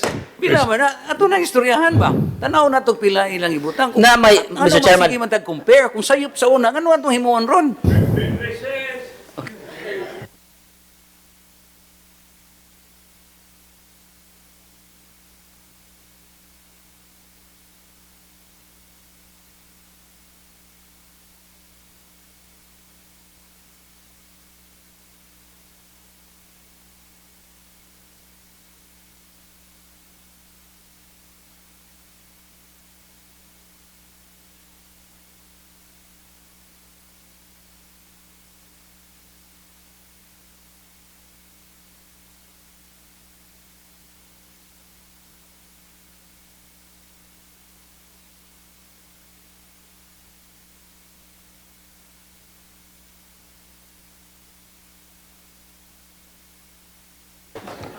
before the chair will bang, I can hear Devo should come and then just give us the highlights. And we should not be taking names, because names now, if they're doing it, is putting the cart before the horse. Okay? You don't put up names right away. What ought to be done if you're talking about hiring? I'm a personnel manager. Okay, let's bring them to present. What is the need? Session resume. Any motion? Move to request the DWOP administration to come to a citizens' hour for them to explain. Bring here. Yeah. Part of the Yeah. resolution. We don't. Then after that, we will tackle. We'll say Okay? this is 4 million, Mr. Chairman. So any motion, discussion? Yeah. That's one day, one session. Okay, next. Mr. Chairman, for item H and I, move to refer this to the ad hoc committee on PAGCOR. And for item N, Mr. No Chairman, objection. Seconded? Carried. Next for item. item N, Mr. Chairman, refer this to the Committee on Budget and Finance. So move, Mr. Chairman. Discussion, no objection. Carried. Next. Number 16, proposed resolutions of Member Joel Garganera. Hamburger. Letters A to D. Idagingigas kantabi, usma to be? Move for its approval, Mr. Chair. And I got shocked with the song. Mr. Chairman, Carried. Discussion. Member Hapson. discussion item A, Mr. Chairman.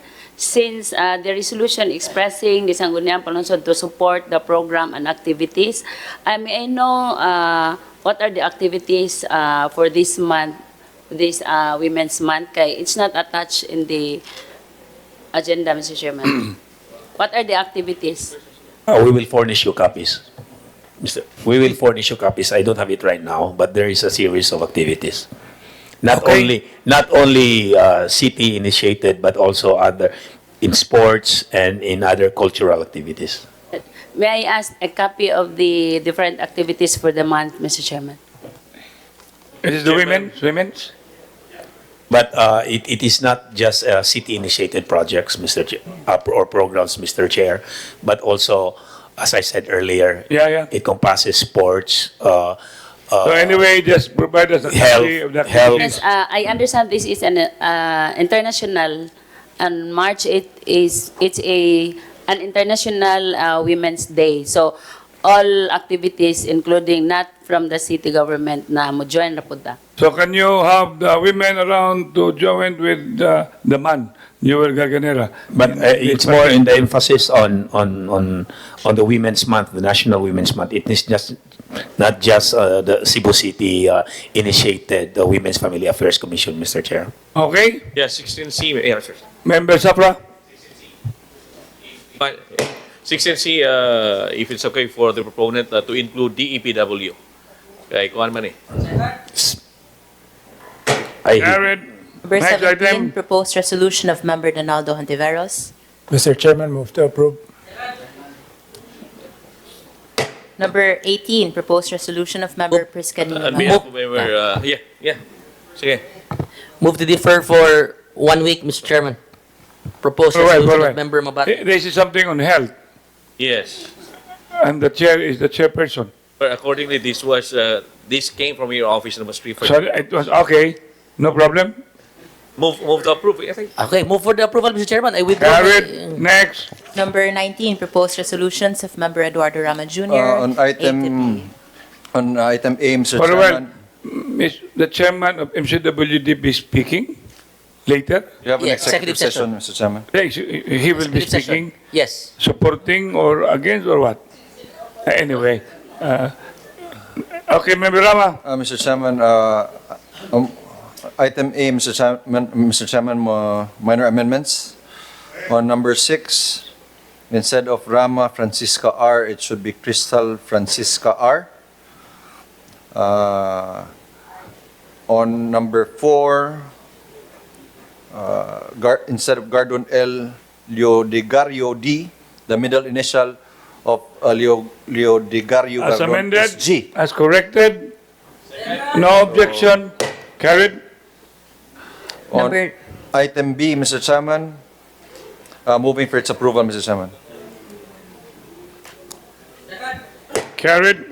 Number 20, Member Tumulak, where is Gulayat? proposed Mr. Chairman, resolution of Member David my Tumulak. seatmate told me that he had to leave. He had some important matters to attend to. So In connection with COVID-19 or what? perhaps, Mr. Chairman. Okay, go ahead. Moving for its approval, Mr. Chairman, the proposed resolution of Member David Tumulak. Carried. Next. Number 21, proposed resolution of Member Mr. Philip Chairman, Zafra. before moving for its approval, delete the word Labelia and Labangon, and to be read as Labangon Basketball League. So move, Mr. Chairman.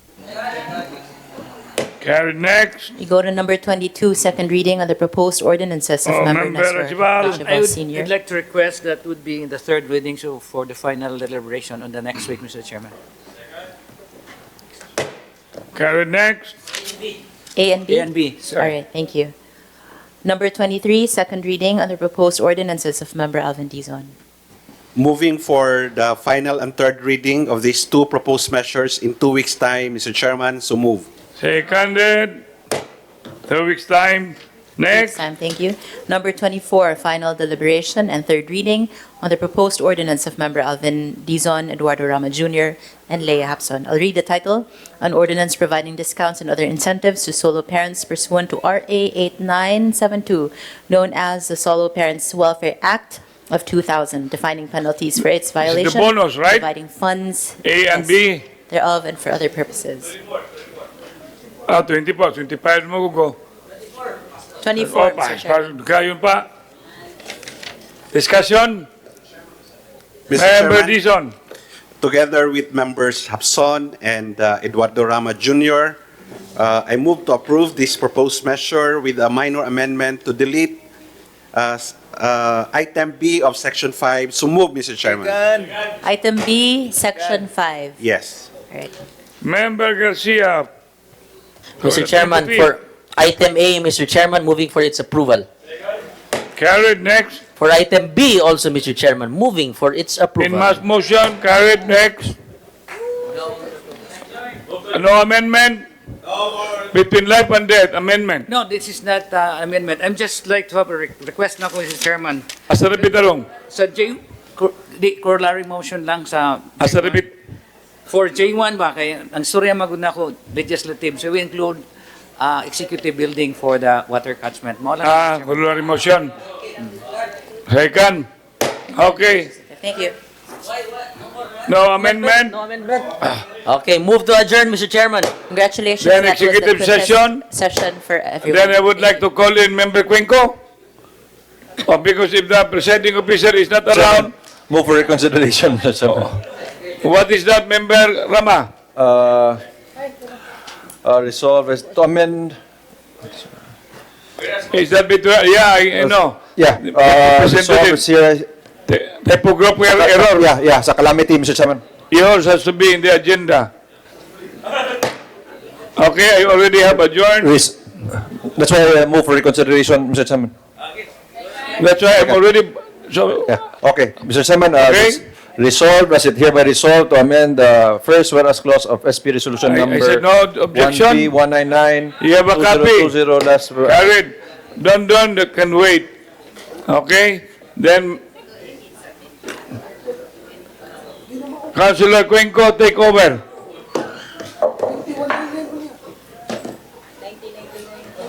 Dok, kanya ko mga butang, Dok. Tataw to ring.